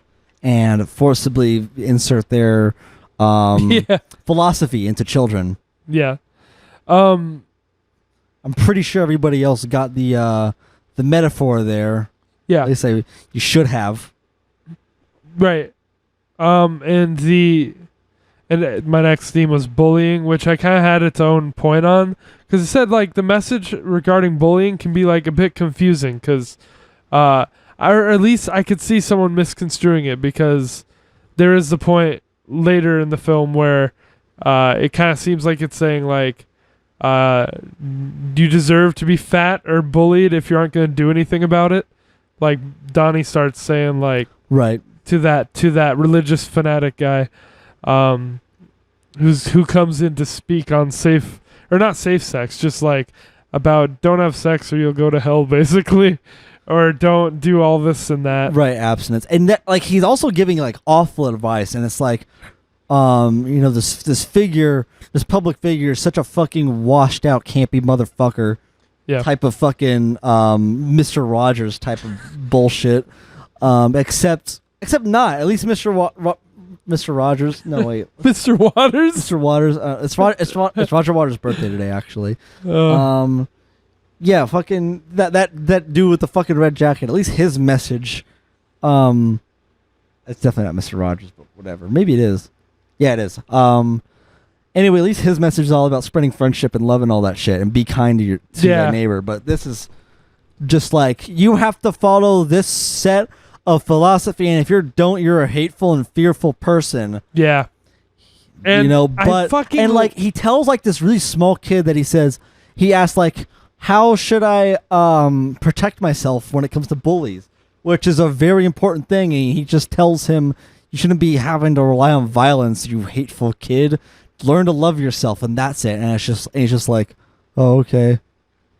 Yeah, and then anything that if any adult says it to a kid, definitely want to make an appointment with my fist to their face. Yeah, and then I love how.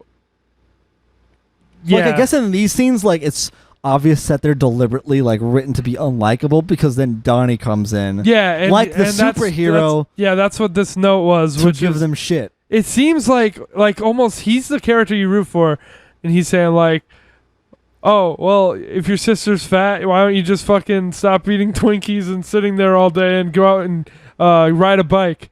Like, and it's like, I wrote that like I could see that being called victim blaming or something. But yeah, and he says like, if you're bullied, then why don't you just fucking go to the gym and like make gains, basically, and kick him in the fucking dick next time he tries. Well, I think it shows like he's not flawless. Yeah, and then I said right he's after kind of that, extreme, because he built up around like this dude. One the question that he asked though when he got up to the mic though, I really liked. I should have wrote down as a quote. He was like, "How much are they paying you to be here?" Yeah. And like it's. I guess I didn't put the focus on that line like being funny, but I focused on like their reaction to it, because like the whole fucking like crowd was like, "What? How the fuck?" Yeah. And like the principal's like going up, like he gets held back. And it's just like, dude, this is a high school. Like, if someone asked that, they'd be like, the other kids would be fucking hollering. But yeah. But then he just really rips into him, and it's really great. Yeah, and then I love... He's just like, you think you're better than us or something? I love how the guy,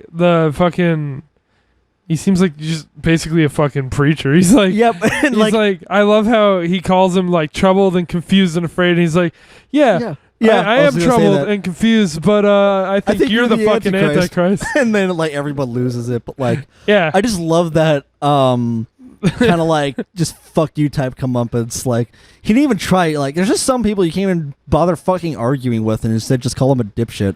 Yeah, and then And this is what this guy deserved. then it turns out he's a pedophile. Especially because he's a pedophile. And you know what? This is going to be like the most like outright hate thing I've ever fucking said, but I think it's worth it. If you're a pedophile or just this bullshit that's being spread around where you're like, what is it called? Minorly attracted person. I don't know. Fucking kill yourself. Just shut up. I haven't heard that. People know they're. I don't think that's an unpopular opinion, though.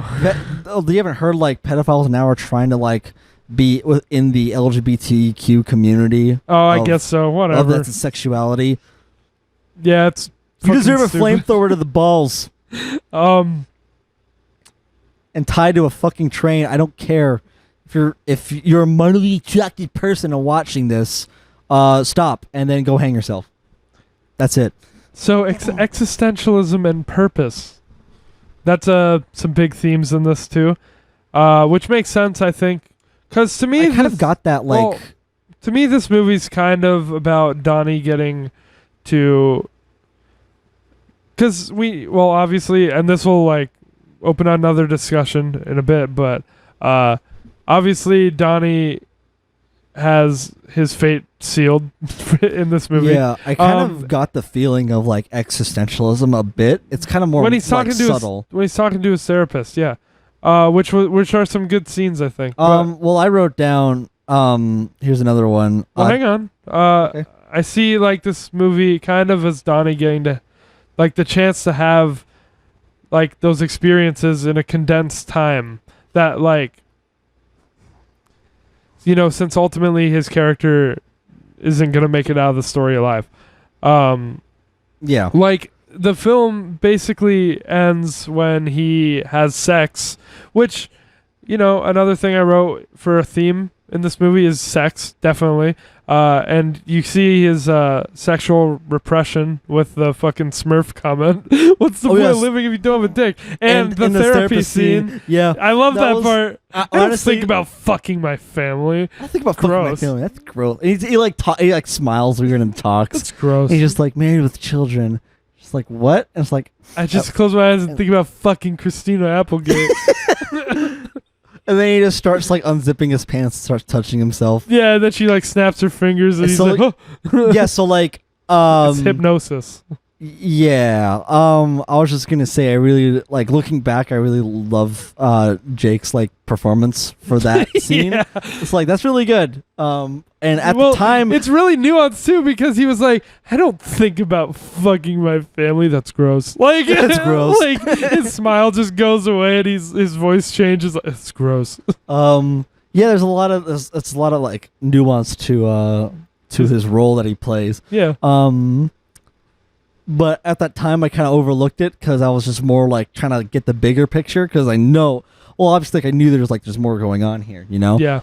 So I wrote down, and this is a time when I was watching the scene when I was unsure between like if this is done ironically or done because of ineptitude, like if they're just bad characters or if it's done purposely.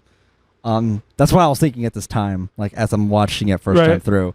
So I wrote disconnected therapist trope because that's a thing that's, you know, all throughout movies and shows is like the therapist that is just there and, you know, just doesn't get it. And, you know, they just seem like, you know, kind of this corporate thing. And I guess really like the therapist and Donnie's dynamic. It's going to be kind of a tangent, but I just don't like it when movies or shows do that because it's doing the inverse of what the theme Heather was talking about, like glorifying suicide. It discourages people from going out and seeking help. You know, because when you think about going to therapy and everything, it's intimidating because you're letting in the stranger and on your deepest, you know, thoughts and problems and everything. Right. And they see like this portrayal of that, of just like, you know, just sit there almost like judging them. Like it feels really cold in like comparison to what it actually could be. Really? That's what I think. I mean, I'm probably looking deeper into it. I don't know. I just saw that and like I said, mean, like fucking, like, okay, everyone on this couch has been to therapy, so yeah, I feel like you can agree with me. No, I just personally, I think I liked the dynamic between Donnie and his therapist. I guess I was looking I too think much she helped into him. it just because, like, I just saw that. Like, it was the very first time I saw it, and then, like, they're talking for the first time, like, Right. in the movie. And it's just, like, I don't like it when I see that because, like, I fucking love my therapist. Like, Yeah, but I don't feel like it. Unless there's something I'm forgetting, I don't feel like it shat on therapy because I feel like she did help him in the movie. no, I don't think it was shitting on it either. I just was saying, like, that writing in and of itself, I'm not really Right. big on. And I do have a couple of, I guess, nitpicks because it's, like, about, like, specifics with therapy and all that. Like, when she said, have you ever been hypnotized before? I rolled my eyes. Because, like, I knew I wasn't going to do it right. Oh well, We don't see any induction. We just see him, like, kind of in that state already. But, like, she said, like, when I clap my hands twice, you're going to wake up. Do you understand? mhm. It's like, well, they're not really going to... That's going to immediately take them out of that hypnotized state. You, Mhm. like, kind of make that distinction clear while they're here in reality. And then you induct them. And then, like, that is the tie to come back out of it. You don't tell them that while they're in that hypnotic state. Yeah, definitely not an issue for me. And also, the thing is with hypnosis is that people... Well, I mean, this is coming from Magician Man, so this is why. And I don't like it when... it's really common for hypnosis to be miscommunicated of what it's really like. Well, I think Um, it's just supposed to be a fun scene, honestly. Yeah. Well, I mean, I guess I thought I was taking itself too seriously. But I was just going to say... Really? Huh? Really? That scene? Well, that's at the time. Okay. At the time. And, like, I don't know. I guess I'm too busy, like, thinking of, like, how this has been portrayed in other stuff, and I couldn't really tell if this is done purposely or just accidentally following those tropes. I didn't know. Only thing I was going to say is that you when you're hypnotized, you can't say anything that you don't want to. And you can't do anything you wouldn't want to otherwise. Mm-hmm. It's like hypnosis can't really do anything. Yet hypnotherapy does exist. Sure, but I think it's a useful writing tool. So I like definitely that's something. Yeah, we did get that scene about Yeah, fucking definitely. Christina Applegate in it. Yeah, it's something I'm willing to always just suspend my disbelief for because it's just either fun or it's a way to get details out of it that it's like whatever. That's how hypnotism works in this show. Whatever. Like it just doesn't bother me. I guess it irks me a little bit. It That's just, fine. But I'm just like, I definitely think proper representation of what it's like. Because then, like, I definitely think in this, it's just there. It's all we get out of that is the joke scene. yeah. Well, I mean, just because in real life, you talk about hypnosis and people are like, fuck that shit. Mm-hmm. You know? Like they get really intimidated about it. Mm-hmm. We did get that scene, and I don't really picture we would get that scenario played out any differently other than that. I do wish it just kind of told her that, okay, hypnotherapy is a bad idea. Like, I kind of wish it was kind of just shitting on, like, that a bit. No, I just think it was funny. Like, I thought it was funny, too, she's I'm like, just have saying. you been hypnotized? And then when they do it, yeah, it literally just builds up to him almost jerking off in the office, and then she snaps him out of it. Well, yeah, it's good. It's like, okay, none of that. Yeah, I mean, it's good, but it'd be funny if, Yeah. like, because she does, like, try it again later on. It'd be funny, I think, if she was like, okay, I'm not going to do that again. Like, Yeah. like, too far. Right. I then, like, yeah, then she talks with the parents, like, her concerns about it. And I had another problem there immediately. I just said, what was the therapist scene? Such a disconnect here from the rest of what's being shown. Because at that point, we don't really see him have, like, at least I think, anger issues and whatever and all these things. Like, it's clear that... No, he does. Or no. She thinks he does because something's happening to him that's making him go out and stick an axe in the head of the school sculpture and do all this stuff he's been doing. She didn't know that either, but, like, I guess, like, since we're on his side, I wasn't like, oh, this was an angry boy, you know? Because, like, this is, like, kind of like what everyone's like in high school almost. Yeah, I don't remember the order of scenes, but I know he does say, like, when he's hypnotized, he says, like, it happened again. That was at the end. They made me do something that I didn't. Yeah, That was at the end when he said he I burned did it down the again. pedophile's house. Yeah, spoiler. Yeah. Which isn't really that bad morally, but No. So, shit. It felt like a disconnect because she was saying stuff that wasn't shown, but I'm gonna like kind of alter that a bit because it's like it is what this movie interprets him as. Right. Like everyone else is just so goody fucking, happy-go-lucky, whatever, like ignorant in that way that they view him as like, even though he wants to just bring the truth out, they like see him as like just trying to ruin everybody's like, fun and world and whatever. Yep. Which is another theme that it takes on, which is, ignorance and purposely ignoring the truth or just staying, there's a word for it, just staying, Just blissfully ignorant. Yeah, well, yeah, blissfully ignorant and all that. Or willingly. It's like a conscious choice for them. Yeah. Yeah, I'm forgetting the word on it, but pretty sure people would know. So I kind of like don't knock it for that. Just at the time, I was just like, well, there's a disconnect here. And it's weird that she's just going into lots of detail about her son. Like, what about patient confidentiality? Yeah. And also... You never know. How old is Donnie supposed to be? Because I think up until your certain age, the parents are allowed to be told all that shit. I'm if not you're seeing a therapist sure. under a certain age. I'm not sure. I'm not even sure if that's true. I know. I think it might be. It can only be like there's patient confidentiality until unless like the patient makes a threat and it's perceived as serious. Yeah. Like it, and it's out of someone's safety.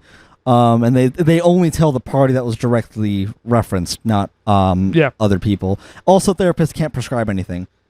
Right. So that's it. That was it for that. But in terms of what she was telling them, now I'm like, that's fine because it's what the world perceives him as, not how we perceive him. Which I thought that's what it was. I want to get into some big questions. If you had anything else. Oh, okay. This was out of order because we already talked about the scene with the pedophile. Yeah. And the kids were asking questions. How do I learn what I want to be when I grow up? Lol. And he's just like, that's a tough one. How do I learn what I want to be? Yeah, that's what one of the kids asked. And then that was the dude from iCarly. Oh yeah, I wrote down Crazy Steve lol. Crazy Steve. He was in Drake and Josh too. Yeah, Drake and Josh. It's just that guy. Yeah, I love him. He's great. I just wrote Seth Rogen lol. Crazy Steve lol. Those are two of my notes. Well, I just thought that was funny. Seth Rogen's fucking first line is just, "I like your boobs." Yeah. And like she's just wearing like a really like, conservative like she's buttoned up and there's like nothing there. So I thought that was funny and ironic. Yeah, I just thought that question was funny and I was just like, that's a tough one. 'Cause it is. Yeah, and then Donnie also said during his spiel like, we're not supposed to know what the fuck we want to be. Like, it's going to take a lot of people a long fucking time before they want to know that, which really I wish schools told you. Yeah. Like, especially when you're a senior. Like, it's okay you don't know what the fuck you want to do yet. You don't need to have a path. I feel like that would help a lot of kids out in life if they knew that going into college. Because everyone feels like they have to choose what they're going to do, and then they get stuck in shit they're not happy with, and then they've missed their chance, and it's too late, and then they get depressed, and that's life. Yeah, and then they are constantly questioning, like, why don't I have shit figured out yet? I have to have shit figured out, Right. You feel pressure. And then you look at other people, and they're like, well, they have direction in life, but I don't know where the fuck to go. It's a big fucking deal. Right. So... And it just kind of, with the pedophile dude... I mean, it plays it off for comedy, but I think it's reflective off of the school system and, the world to be like, fuck, I don't know. That's a tough one. Yeah. That's just kind of how it's treated. Yeah. Which also ties into the themes of mental illness, where it's just kind of like, fuck, well, that's crazy, dude. Sorry, here's some pills. Yeah. And also, yeah, in the therapist, like, he's, it's at that point, it's shown that he's like, pretty much schizophrenic. I'm like, showing early signs of it. Like he's not like, full on, but like it's showing symptoms. Maybe. I think we'll get it. That's the real big stuff I want to get into. Okay. Because there's a lot of stuff to be interpreted. You said you had a question. Interpreted here. No, but when you mentioned mental illness, yeah, and like Donnie's got a lot of problems, and I love how relatable they make him because it kind of normalized mental health issues before that was cool. And it's just like, well, it does it in a respectful way that's not pandering. Yeah, and it also like kind of makes fun of it. Not like laughing at it, but like it plays with it. It has fun. Because there's that scene where he's talking to his girlfriend, or who becomes his girlfriend, and she's like, "My dad has emotional problems." He's like, it's like, "Oh, really? I have those too." What kind does he have? He stabbed my mom 4 times in the chest. Oh.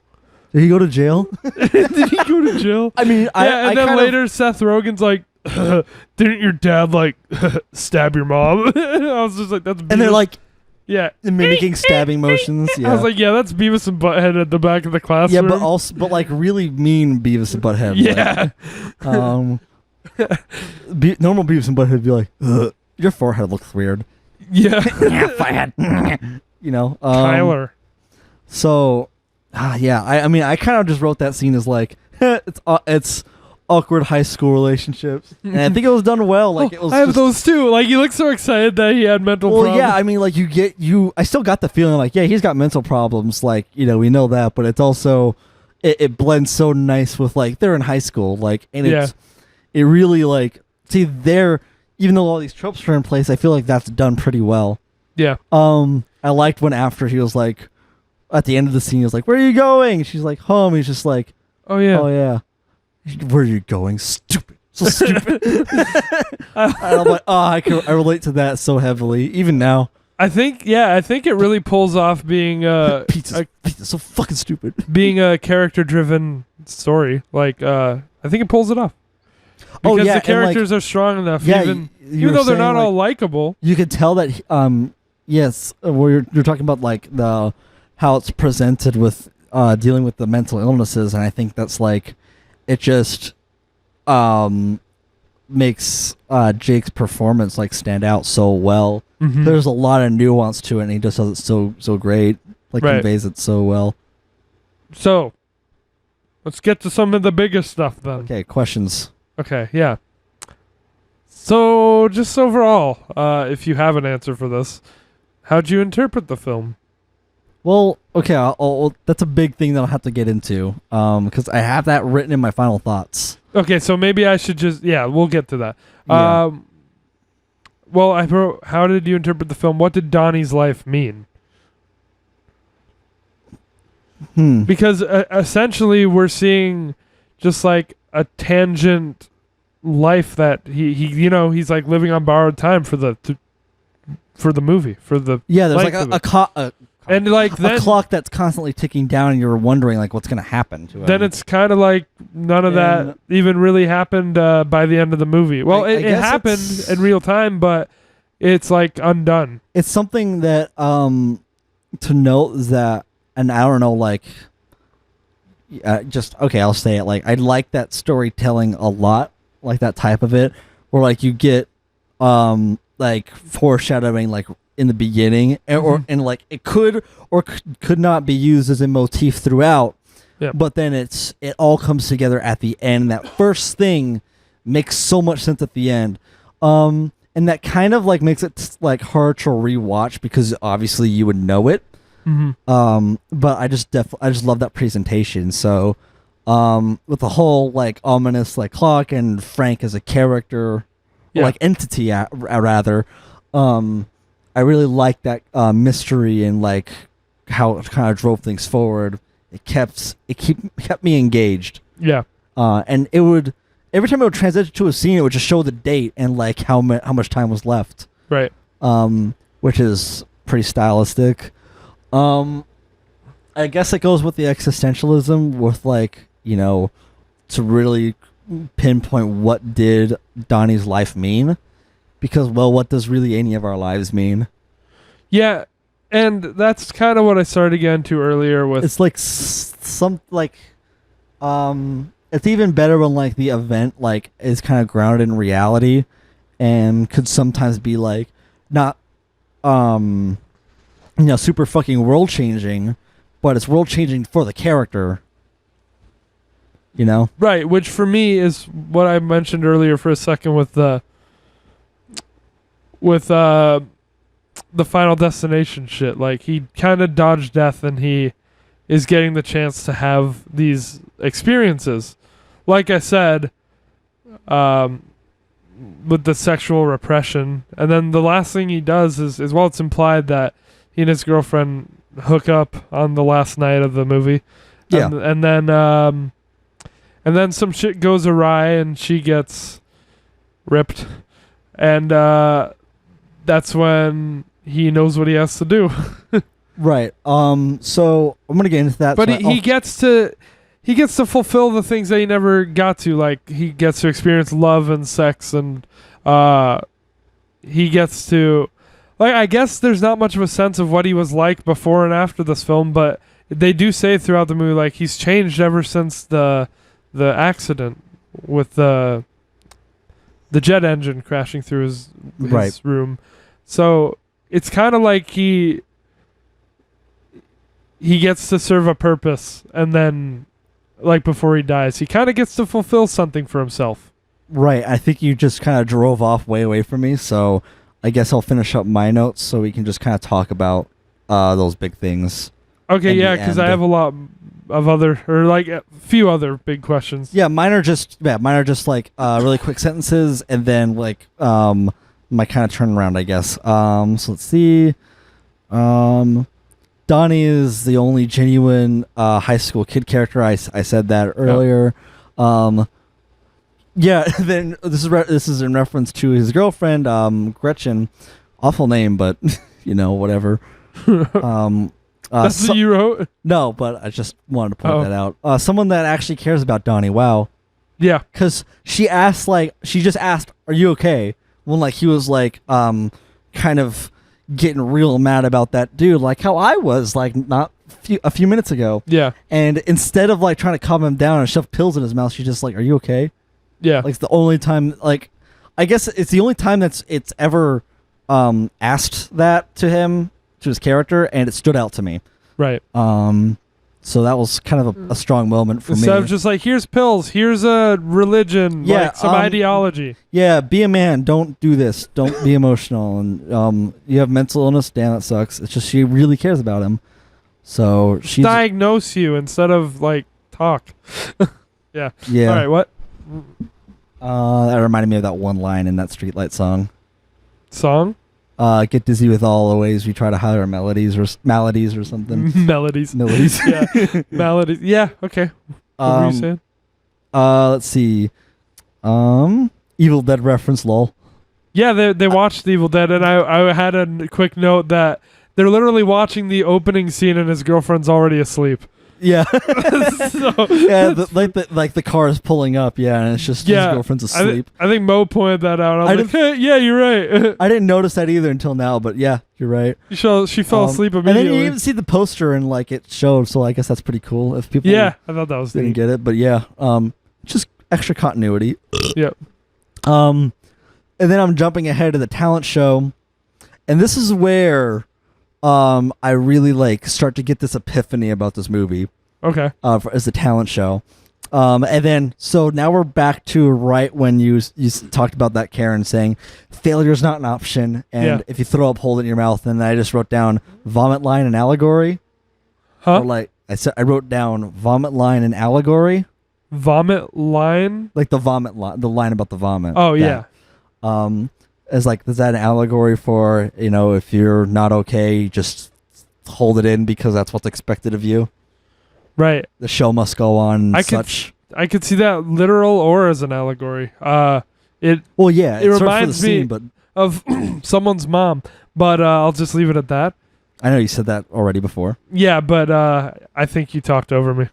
So I don't think so. I think everyone has a friend whose mom this person is. Yes. So I took it as... If not, it's your mom. I took that as extremely like a symbolic statement coming from her.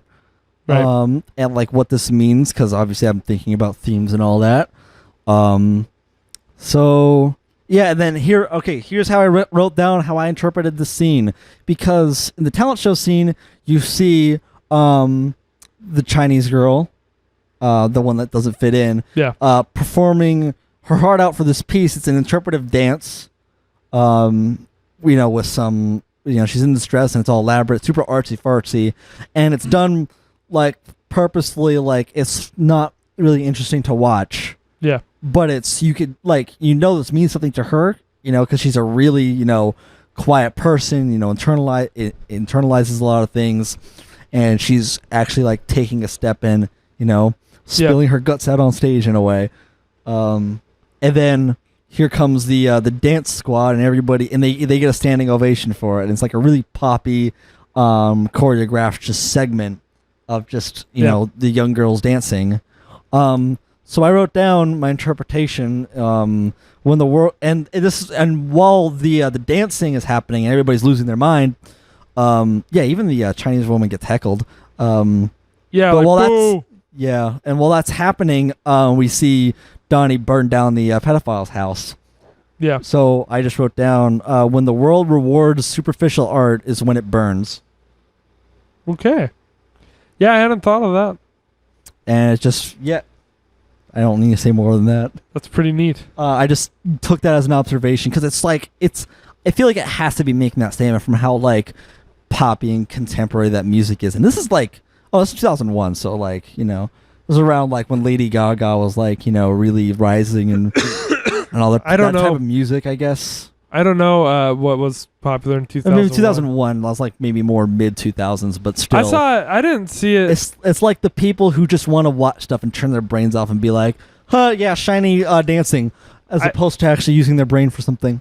I don't know. I feel like maybe. And I feel like if anything, it might have to do, at least if I was going to interpret that, it would be less about that and more about like that these kids aren't like filled with passion to do this. It's like their moms want them to do it. Well, yeah, I mean, like, it's also, that Karen is a double dip, because she takes pride in her kids as opposed to taking pride in her own accomplishments. She needs to live vicariously through her kids, like those soccer moms kind of do. Like, they push their often daughters to do these things so that they feel accomplished rather than making their kid feel accomplished for it. Yeah. Just give me a thumbs up, because I'm right on the money. That shit happens in real life, and it's displayed on reality TV a lot of the time, and it makes me sick. Right. It makes me weep. And it's further exemplified when the hot Karen applauds the Chinese girl enthusiastically after her piece. Right.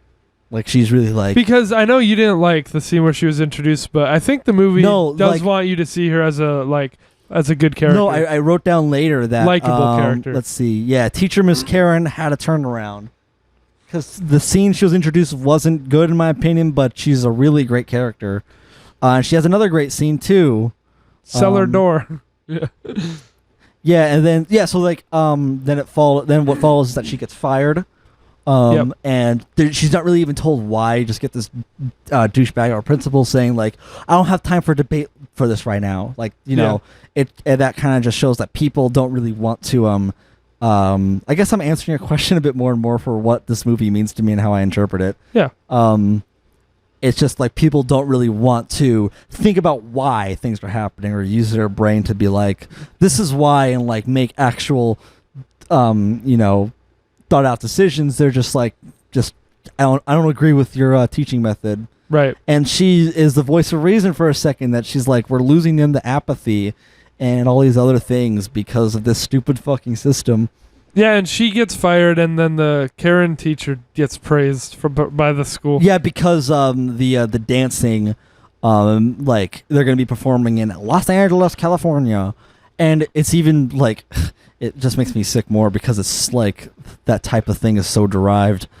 Yeah. Because it's just choreography to copyright music. Choreography in and of itself is great, but that isn't good in the movie. But I digress. The thing that was powerful for me is when she, after she like tries to reason with him, Like she goes outside and just starts yelling or just screams "fuck" top of her lungs. Yeah. And that feels powerful for me. I wrote down, this is what the machine means to me. The fire exists in all of us some way. Yep. Where we want to rebel against that bullshit, and we all have a sense of what we believe is right, and we want to stand by that. So in some way, there's a fire in us that drives us to do that. Some burn more than others. Right. So, and earlier you mentioned that Donnie is schizophrenic. Yeah.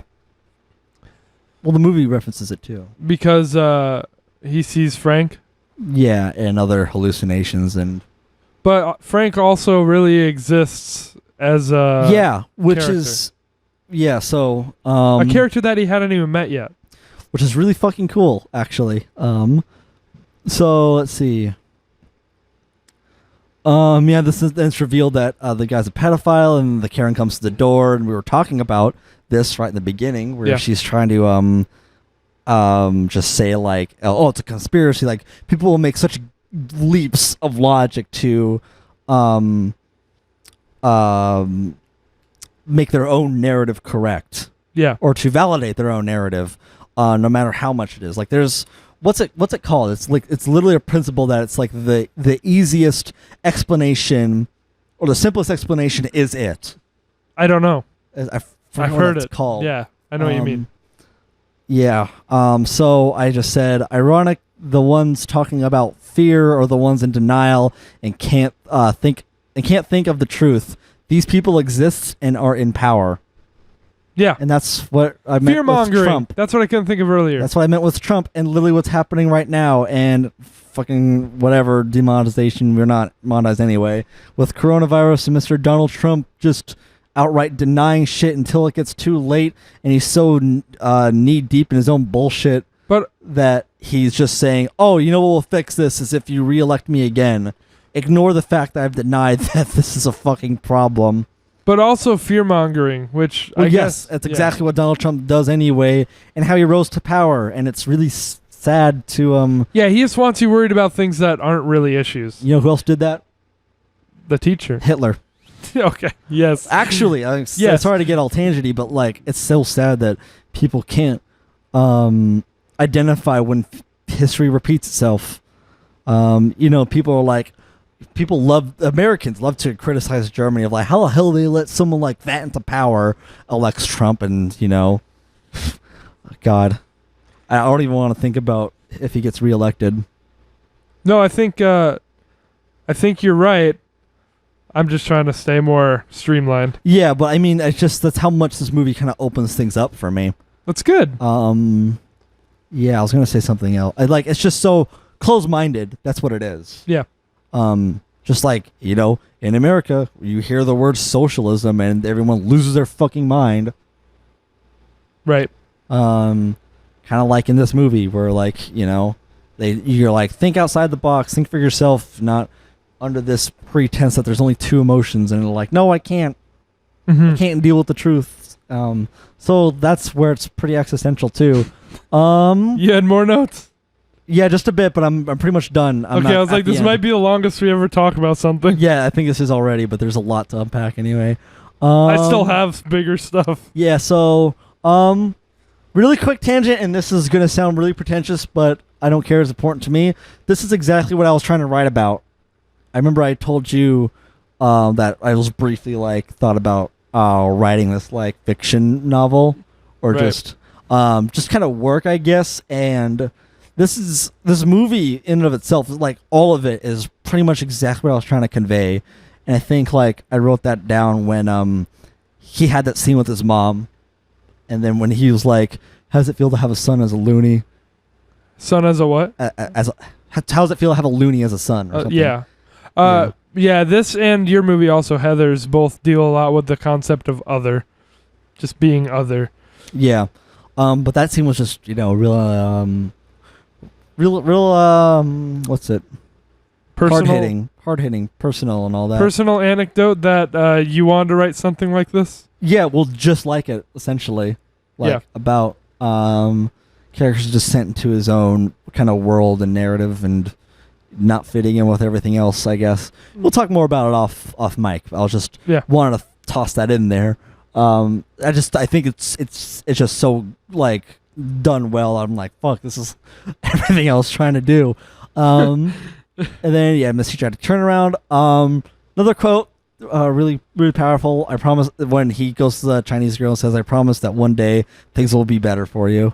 You liked Things that? will get better for you. Yeah, I did. That's interesting, because I thought earlier when you were talking about the same kind of scene that happened in Heathers, you were making reference that you didn't like that scene in Donnie Darko. And I know like that was going to be a point of contention for that. But here I don't think it's done as a trope, like as a character arc. I think Donnie always had that kind of compass in him. Yeah. So, and at the beginning when the guy says like, go back to China, fucking Donnie was like, just leave her alone, man. Yeah, exactly. Like, he wasn't. It was kind of already there. He didn't like go through that arc. I guess. Exactly. Yeah. So it didn't feel contrived. Yeah. And like you feel as though that the character that doesn't fit in actually deserved that, because she was kind of just there a lot in the background, and then you get that talent show scene where she gets hazed for putting her heart out on stage. Yeah. That could be fucking heartbreaking, dude, to have that happen to you, even high school or not. Right. Even though the tone of this movie kind of handles it as like just a little quirk or a joke or something, like it's still like an experience that happened to this person. So yeah, exactly. And just that line in and of itself is powerful. Yeah. To kind of keep yourself going. And and I like this could be symbolism or not, but when he says that, she's got headphones on, and then she's just says, shut up again, and then he's holding her headphones, and then he's wearing them. But yeah, she drops like the notebook that has Donnie Darko written on it. Yeah, so it's like showing that she had a crush on him. Yeah. So like it's also why it's powerful. Where like she's wearing headphones, and could be symbolism, maybe not. Here's the motif again, where like people have a hard time confronting the truth in things. So like when she's told that, I don't believe she's ever really been told, especially by a peer or like someone that she idolized or cared about like that. So like you kind of have like this like, almost the scene from Good Will Hunting where Matt Damon is like, don't fuck with me, man. Yeah. Don't say much more than that, because we shouldn't spoil a movie that isn't in the title. Yeah, well, I generally try not to do that. If I reference another movie, I'm like, don't spoil it, but make a little reference. Yeah, that was a little reference, and I think people know that scene too. So, I mean, it's just like that, like, don't fuck with me, man. Like, it's a lot of emotion. So, and then, okay, and then here's the only big thing I have before final thoughts, I guess, is everyone talks about Donnie being angry, yet the extreme bully character is overlooked. Plot hole or irony? This movie treads the line where I don't know if it's ineptitude or deliberate. And that's like the point I was saying this whole time. Which can be good, which is kind of funny with that first note I made about I don't know if like the performances carried this movie, since the writer-director after this didn't make anything good again, apparently. But then, like, if you remember, I also said, I don't care. It's irrelevant to me. This movie holds its own, so it doesn't matter. You can easily write this off as it's ironic because everything else is, but like, was that done purposely? I don't know. Like, that's kind of what. And that's my whole like open to interpretation. Yeah, I guess. It's just kind of an interesting line to kind of leave like that. And then at that point, I noticed the music, so I was like, good music. Okay. Yeah, because I did write. What did you think of the music in the movie? But like, I think it's great, and it's one of the only movies where I actually noticed the soundtrack. And this was like an instrumental part where they were like walking up to the wine cellar, like it's there a lot to Grandma Death. There's licensed music a lot, but there's also just kind of but that's where like I noticed. I was like, this is good. There's some good music here. Yeah, but there is also music that just complements what you're seeing. I don't know. Maybe it's all licensed. I don't know if there was like a score composer for this. I don't know. But like all the music does fit, I think. And then here at the end, and I fucking love this ending because I have good notes here. They're in that fight scene, and the car comes, and then he says, he's like, "Did you call the cops?" And he's just like, "Deus Ex Machina." Deus Ex Machina. I just wrote, "Yep, Deus Ex Machina." It's deliberate, neat. Yeah. like that, like there, like I was sure I'm like, okay, yep, it knows what it's doing. So that kind of like gave me some clarity. And then yeah, then the girlfriend got hit by the car, which broke my heart because she's such a cutie, but also a great character. And he's like, the clown comes out, he's like, Frank, what'd you fucking do? And he's an actual person, and like you see his face, and because it's foreshadowed when they're watching Evil Dead that something's fucked up with his eye. So when I found out that Frank's an actual real person, I just wrote, holy shit. Holy shit. Because that's a holy shit moment right there. And then he's just like, you know, just as flustered about everything, like, why are we staying in the road? And Donnie just fucking shoots him in the eye.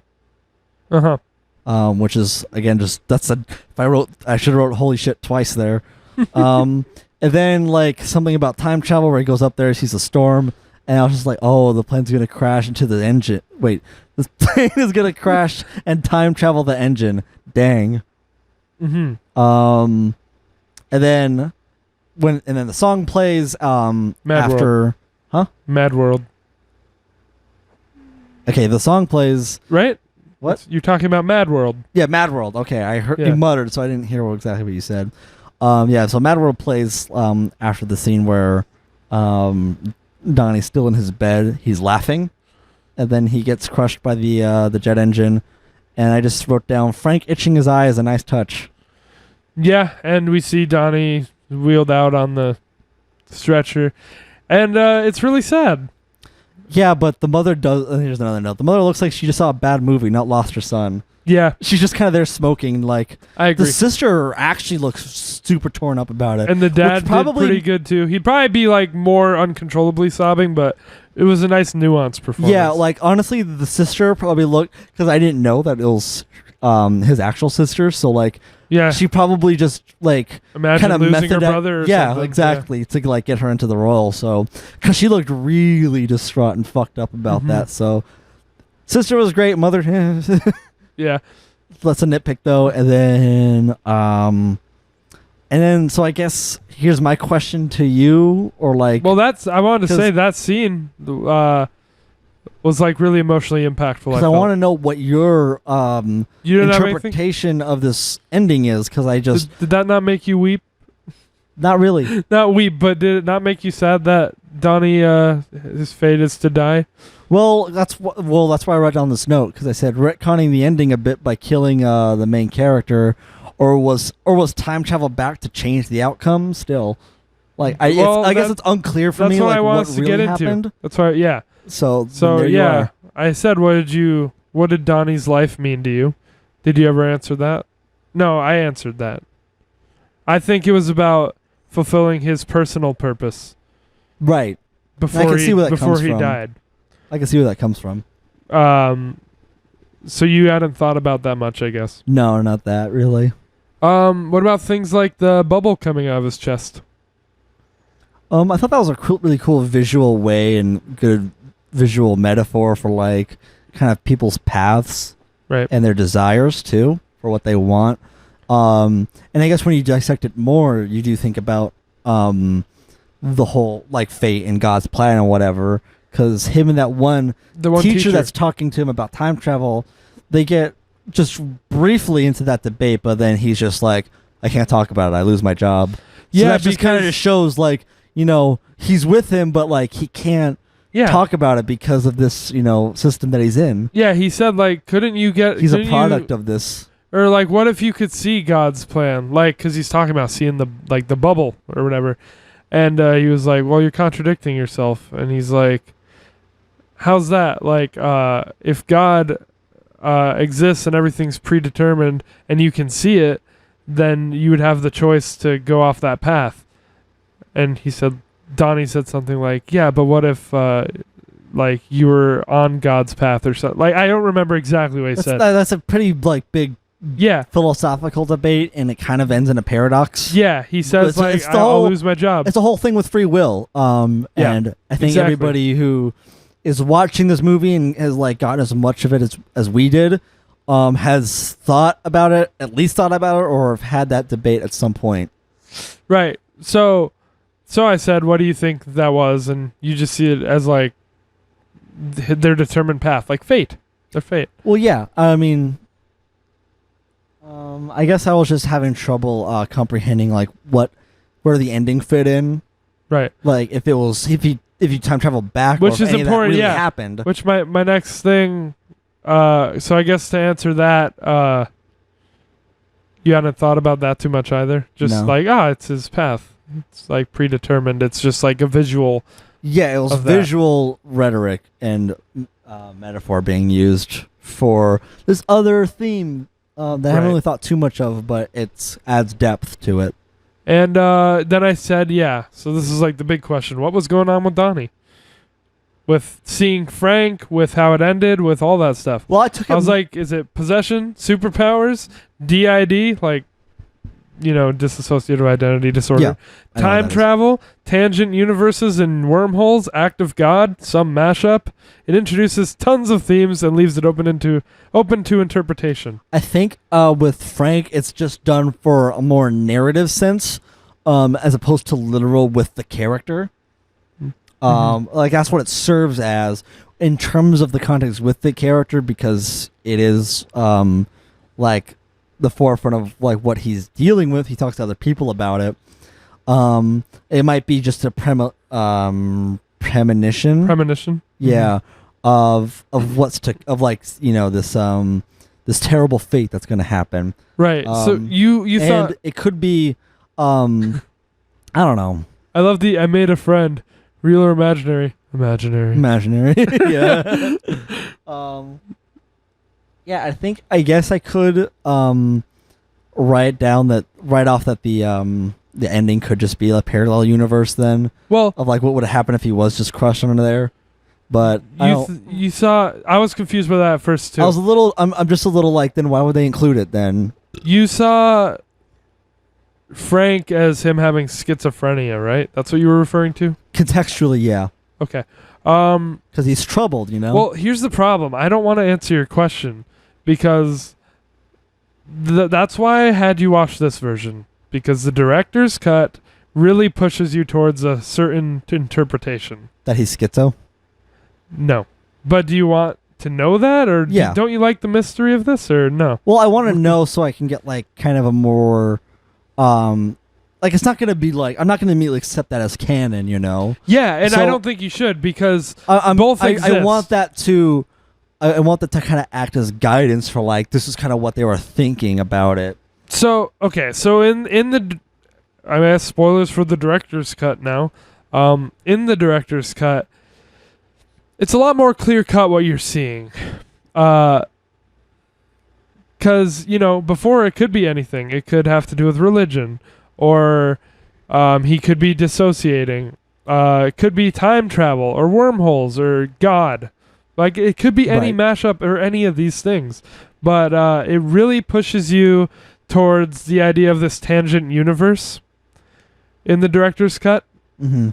And basically it says that when he went out and escaped his death that night, a tangent universe opened up. And that's what he was living in. And so there's sections of the director's cut where the book that's in this movie, pages from it literally come up on screen. And it's straight up in your face. It's really, I'm glad they got rid of it. Like, it just explains everything to you. And that's why some people don't like that one as much. And knowing you and me, I think we prefer that, where it's more gray. Yeah, and I'm not unclear. opposed to that being the explanation or interpretation of it. And I'm glad that's done more subtly, as like, you can still explain it like this. Yeah. So Basically, it's that a tangent universe opened up, and that's the one he's living in for the remainder of the movie. And it explains that the tangent universes only exist for a certain amount of time. And if something from the tangent universe isn't returned to the primary universe by a certain time, which is when the wormhole would open up at the end of the 28 days or whatever, if it's not returned by then the world would end, I believe. So it recontextualizes a bunch of things, such as the bubble, like the path. Mhm. It says the people who are in these universes are able to see like they basically get like superpowers. So it like recontextualizes that quote too and makes it a lot more on the nose. And basically, and that there's manipulated living. So I saw some residue of that. What a word. Where when Donnie's, the girl who becomes his girlfriend, comes into class, she's like it doesn't say really like why. I don't remember why she was there, but she said like, looks like you're in the right place to me. Like she was supposed to go to this other class, but she went to this one. Like people are manipulated, and I think it's unclear if they're aware or not, but to guide the person, who is Donnie in this case, towards a certain goal. Mm-hmm. So there's manipulated living and manipulated dead, and Frank's another manipulated living who needs to guide Donnie back to the primary universe. So basically it's that him escaping death wasn't supposed to happen, and essentially what the director's cut implies is that we saw a tangent universe. He got back there because when the wormhole opened, he used telekinesis or something. Like that part's unclear, but it does mention telekinesis, I think, to get the jet engines, that little the thing that was hanging off of the wire, the part of the plane that was hanging. Yeah. Yeah, he used that to like push it back through the wormhole to get it back to the tangent universe. And then basically he made the sacrifice where he dies in the primary universe, but everyone else, like the girl and everyone gets to keep living. And basically what people are experiencing when it's just going around showing everyone waking up and seeming like sad or like a little off, they're like experiencing residue from the tangent universe. I see. So like it really gives you too much, in my opinion. And I guess that explains why Frank was rubbing his eye. Yeah, it really like. So it was like time travel. It was like he's going back in time to that point in the primary universe, which I think is cooler if you like came to that on your own. Yeah, actually, well, this is why like I'm also excited to talk about these things in the podcast, and this ending was a big reason why, because I knew you were going to have more to talk about it. And given what you were saying, even just with how it's supposed to be like, I guess explained, it helped me like just kind of immediately come to my own interpretation of like that's good the end. And it's similar, so like it's there's dots there. It's just like, oh, I haven't thought about that before.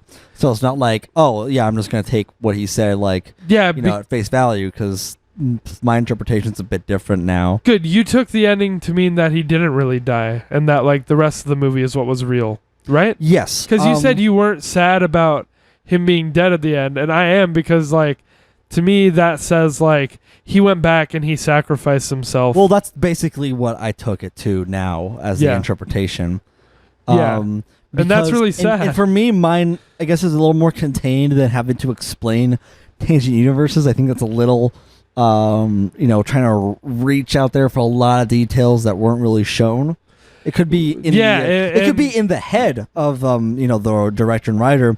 But if it's not in the book, then it's really hard to tell that unless it's directly. Yeah, it's explicitly shown in the director's cut, which is what it doesn't leave all that room for interpretation, personal interpretation. Yeah, which is why this is good. So, like, my interpretation, I guess, is like Frank is just there, and he tells him it's the end of the world, and basically how I interpret even like then is not the end of the literal world, but at the end of Donnie's world. Right. And we never get like, oh, time is up, So we don't know like when that exactly is. Is that when that vortex opens up and he sees that portal, or is that when Gretchen gets hit by the car? Because that could be his world and everything. Yeah. Or his world could mean his life. Either one of those holds as much merit to me. So both of those, I think, are in tune with one, and it's his decisions that has led him up to that point. And that's where I guess it plays with fate. Right. That it's fated out to be that way. And it kind of falls with my existing purview on that to just briefly touch on that. It's like if you were able to reset your life now and just start over, but you had no memory of what happened, chances are you'd probably make the exact same decisions you would to be here during this day because you have already made them based on what you knew and how you felt at the time and all these other factors in your environment to make that decision to be here. And in a way, that kind of is fate. That's funny because that concept is, I told you, I think. That's like kind of the concept of that movie Nerdstalgic's making. Cool. Reset. That's pretty cool. Oh yeah. You told me about the button thing. But so like that's just like a thought experiment. You can obviously take thought experiments apart, but that's just kind of like my view on it. Right. Obviously, I also do think that there's a possibility of like other universes that makes it's pretty logical for me. Like multiple like there's universe that exists for every decision you've made. And it could be, it does flirt with that, like, jumping back and forth between with time travel and everything. But that's how it gets really complicated. Yeah. But I like to just think that since he was learning so much about time travel and like he kind of had this vision of it that there might have been something more supernatural going on. And like he kind of used his emotional energy to sacrifice himself so that Gretchen could live. And at the same time, leave this world that he just kind of had a lot of spite for and didn't understand him. But I think everything is more balanced in the cut that you saw, in the theatrical cut, where it's like, they talk about time travel quite a bit. Yeah, but they don't. But they also talk about like, could this be an act of God? There's a lot of stuff about religion. You're right. It's definitely way more balanced. So like, you can get a whole lot of other things out of it too. It gives you so many possibilities, but like. Yeah, the director's cut pushes you very strongly in this one interpretation where it's like the tangent universe opened up. He's got to get something back through the wormhole. Yeah, like he might have just like it might have been a mix between like him, or he might have just not known what he was seeing, but what he's actually seeing was like a reality or as much reality to him as anyone. And he might have reached like a type of enlightenment that gave him the secret for time travel to transport him back to his bed and keep the events of Gretchen getting run over from ever happening. Yeah, and then it's sad that now you said it's changed for you that like now like the end is real and that's like his fate. So it's it also makes it sad how like that. Gretchen is like, did you know him? And she's like, no. Yeah, I thought that was sad. But during this whole, because the thing is with these type of endings is that they're so like, out of left field, like it's such a right angle that it's sharp turn that it takes you on, and I feel like for me then I'm like, okay, does this retcon everything that's happened already? And am I just gonna headcanon that it ended differently? And that's the lucky thing; it doesn't in this case. I see. I don't. Yeah, that's the thing. I don't want to headcanon it differently. I feel like then I would just feel robbed of that ending. Yeah. So the fact that there's an explanation for it, albeit it's tragic, it's an emotionally impactful. It lets me accept and appreciate the whole package and what is there. Right. And it is sad that like he would forego like her never knowing him. So for her to keep living, and for everyone, like that's why I was like, so what does Donnie's life mean to you? I guess like that's why to me it's about him getting to fulfill his purpose. At least he had those like, experiences were real. As much as he was able to, those experiences were real for him. And then, like, what was the alternative? Is that he was going to be arrested for murder? Yeah. And then live with the guilt that his girlfriend died. I mean, it's kind of unclear if something with, because if you go with the explanation from the director's cut, then I don't know if it's explicitly stated or implied or not or what, but It might be like that if he doesn't get that artifact back to the primary universe in time, that the universe would actually end. So it could have been a much larger sacrifice that he made, or it could have been a personal sacrifice, or both. Well, I like that it foreshadowed, like Frank foreshadowed the events that happened to Donnie shooting him. Yeah. They really led me to an oh shit moment, and then like, kind of, because since then it was foreshadowing. It's a it's like that in and of itself is kind of a way of time travel. It kind of Or, implied like, that he stayed on his path. Yeah, exactly. So it's kind of ever looping too. Except it's kind of like a Q shape where it loops, but then it ends, but then it starts back again. You know. Yeah. So, and there's also that it's interesting to note that he was laughing in bed, like right before he was dying, or right before I he think died. he was happy. I think it was like not a maniacal or like anything. I think he's just like he made the right choice. I think for me, I think he thought since he's like figured out like what it all meant. That too. He kind of just what like, it meant to him. I feel like it kind of just not really snapped. What life in him, means. but He knows like, he's gonna die by staying there. I think he couldn't just help but laugh because of how crazy everything had turned out. Well, it would be something that is impossible to comprehend if you knew that you were about to die. Yeah, well, and I think all the events what were leading up to that, and like you look and reflect on that. Okay, I need you to talk and fix this couch cushion. To be able to feel like you have a full understanding, like you know that your death is imminent, you know that you've made the sacrifice, like everything is clear to you. That's not something most people ever have. So I think it's kind of just his reaction to that. It's like probably a really realistic thing. That's what that's what it is for me too. Like, yeah, not necessarily him being happy, but like, you know, just reflecting on all the events and how insane they were, like, and how they lined up. You kind of just can't help but like kind of laugh at it. Right. You know, like isn't this fucking insane type of laugh. Right. And I guess that's pretty much it, I guess. I had... Yeah, we talked about this, like, pretty extensively. I've got a bunch of quotes to rattle off quickly. The ones that I didn't get to. Actually, I fit a lot of these in naturally. That's pretty funny. After... You know what? I have a full answer for you what Donnie's life meant. Okay. There's no point in living if you don't have a dick.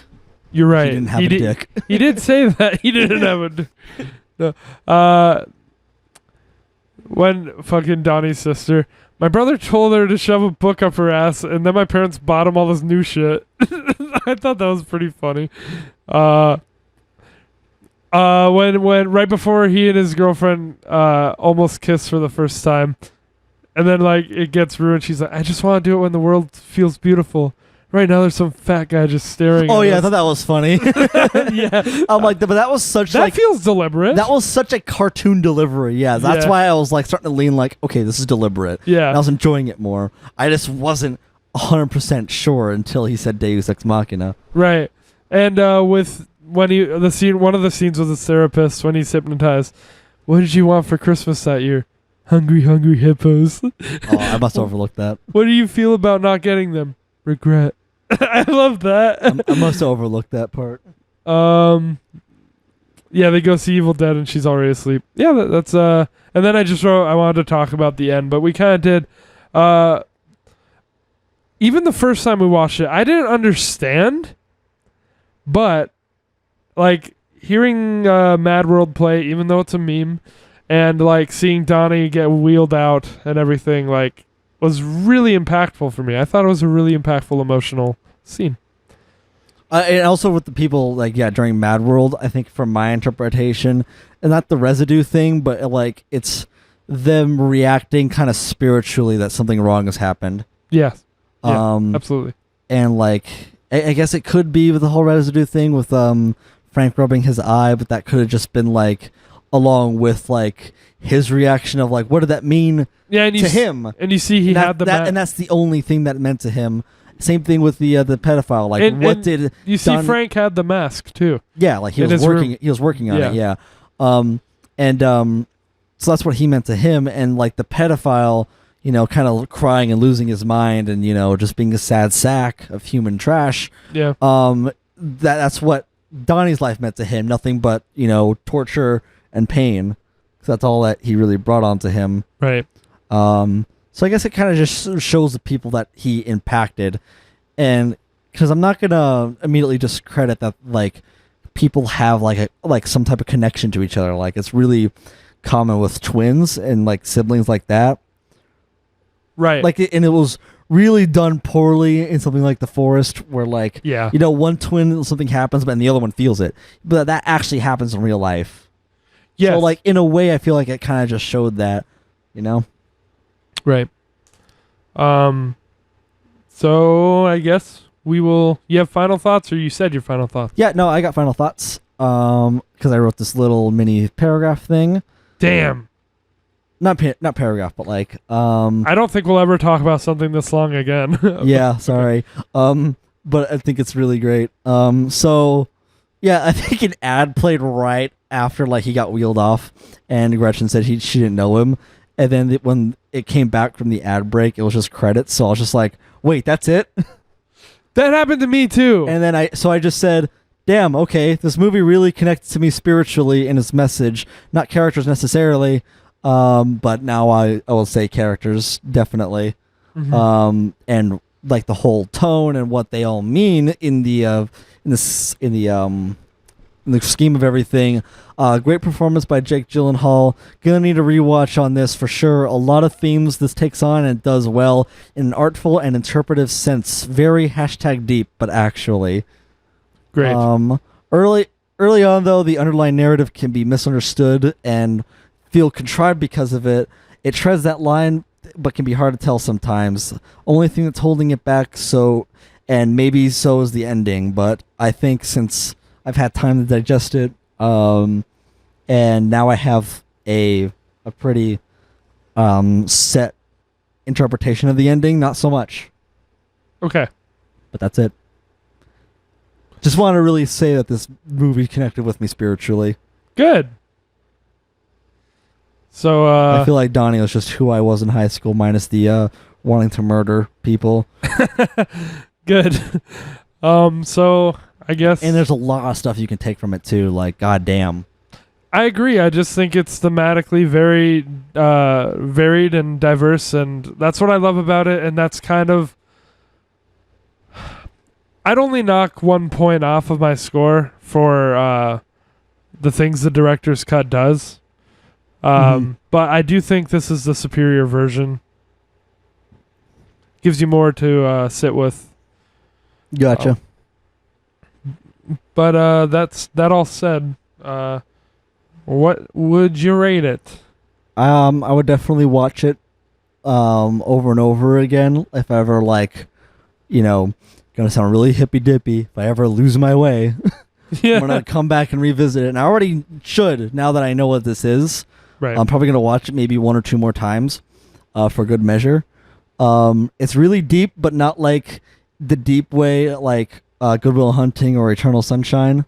Yeah. Not like those are bad, but like those are the very like emotional, feely type of things. And this is just kind of like takes on a lot of other themes at once. Yeah. Too.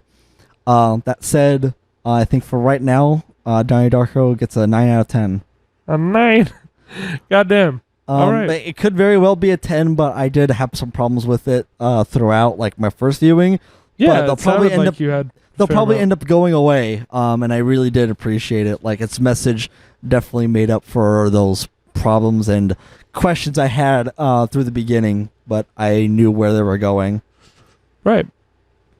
Awesome. So you liked it more than Heather's? Yeah, definitely. This could be a contender for one of my favorite movies. That's pretty awesome. So for me, I feel like this conversation helped me. I guess I'm Mo. Because he said that when we talked about The Wall last week. Right. But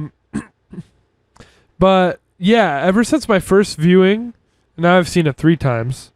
I guess I watched this one, and then I watched the director's cut, and then I watched this one again today at 1.5 speed, just to get all these notes in here.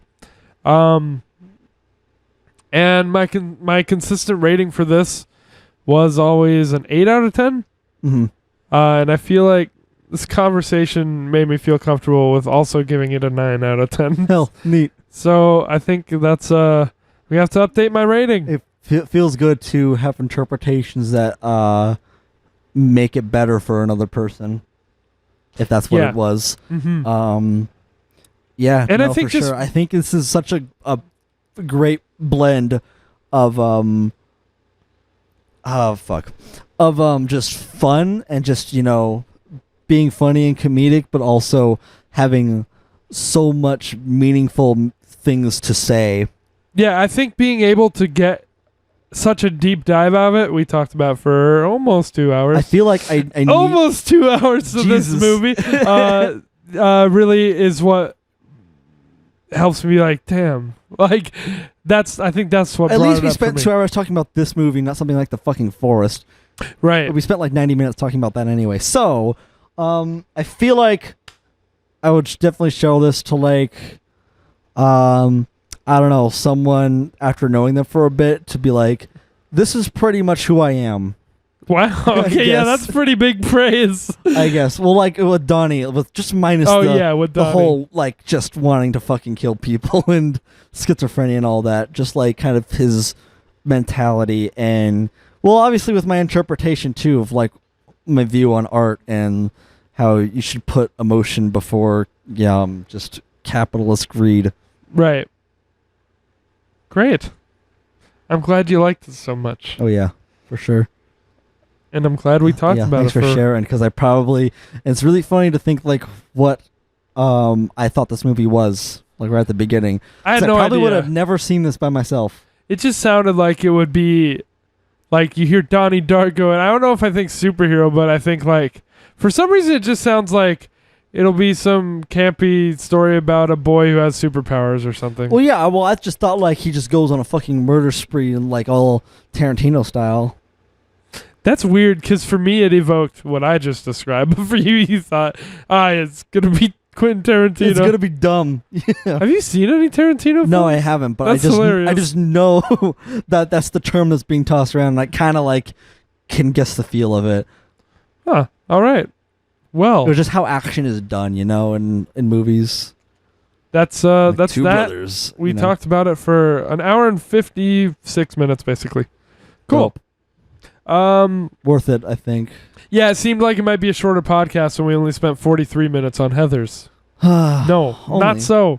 So, Not so. I mean, it's good that we didn't talk too long about Heathers, because this was yeah, this took a lot. really lopsided, but who knows what the next one's going to be like.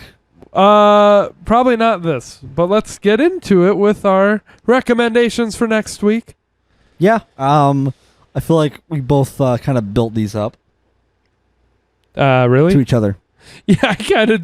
No. You still got one. This is the one before my final. Oh, right. And then you're in your little 4 recommendation arc. yeah. Then you're gonna feel like it ended on a fart. but Yeah, but you're kind of just getting like regular recs from me. this is probably the high point for you. Heathers was just the movie that I remember that like, oh yeah, you should check this out since we're gonna have this pretty condensed. Yeah, this is pretty much a high point for your little mini arc here. I'm just gonna keep going with what I've been doing. Am I recommending first? No, I am actually. I was letting you take it, and yeah, I just realized that I actually have to rec first. So then go for it. Okay, so you're getting another film, and I was pretty conscious before about don't rec like 5 films in a row, and now like it's basically I what kind I've of did. done. Yeah, like we were kind of just we became Sardonicast for a bit here, but I'm planning to get out of that. It's just I needed to do these 3 films in a row before my 4th rec. Yeah, and that's same here. Yeah, and what you are getting is I don't think you've ever seen a movie from this director. Quentin Tarantino. No. It's not yet. It's an Edgar Wright film. I want you to see Shaun of the Dead. Oh, I've seen it. You've seen it? Yeah. Okay, watch it again. Cool. Wait, how recently? Well, a few years ago, and I wasn't really paying attention, like, fully. Well, And I don't think I finished it either. Whether you were or not, it's been a few years. I think give It's it a been watch. at least 3 years. Yeah. And like I said, I was half paying attention, and I don't think I finished it. All right. Yeah, irrelevant. I'm allowed. I can wreck something you've seen before. I don't know if we've ever even said And this that. isn't really stuff that something I put too much thought into. So yeah, I think it's a justified recommendation. Great. Yeah, I just wanted to get that out there that we don't even have to. We can wreck stuff How the that fuck are all these connected? we can both we can wreck stuff that both of us have seen What the fuck? or Okay. heard or whatever. I guess, yeah, it's probably going to be like not fulfilling to find out how all these are connected, but we'll see. Maybe next week we'll talk really long about yours because Shaun of the Dead might be a shorter discussion. Probably. Mine, well, it depends on how you take it, because this is, I'm going to be the one to give some variety here, and Great. I'd have no idea how you're going to take this, but it's a safe bet that that you haven't experienced it before. It'd be really cool to get your thoughts on. Okay. Because obviously I want to talk about it a lot, and I think it's worth a share. You're getting an album, like I had said earlier. Ween. Quebec by Ween, yeah. No. You're getting another Ween. What am I getting? You stop giving me Ween. Electric Ladyland, Jimi Hendrix. Okay, that is interesting. Yeah. I didn't even. Oh, you said you're new to it. Okay, yeah. I was like, I I'm new didn't to know it. you listened to Jimi Hendrix. Well, I've heard a couple other albums by him before. Like I listened to Axel of Love, or is it Axis of Love? I don't know. Oh no, it's Bold of Love, or some shit like that. And I listened to I think Cry of Love. A lot of this has to do with love. Really quick, I've heard 2 other albums from him before. I'm just gonna quickly skim them. Yeah, Axis, Bold as Love, and The Cry of Love. I've heard both of those. Electric Ladyland, I was told to check out, and don't regret it. All right. I think it's something that you should take a listen to. So yeah, you're getting some fucking Hendrix, man. This will be an interesting one next week. And then These are definitely not related. no, not in the slightest. But I'd be pretty surprised if like many people knew what I was doing with my 4 recommendation arc here. I think if you end up liking this, it's kind of up in the air. I don't know. That's I guess the case with a lot of music I recommend. But if you do end up liking it, it could be like a Grace type of experience. Right. Yeah. This album's a bit longer than your average bear. I think it's like an hour 15. Okay. Yeah, it's hour 15. But yeah, you still got a week to do it.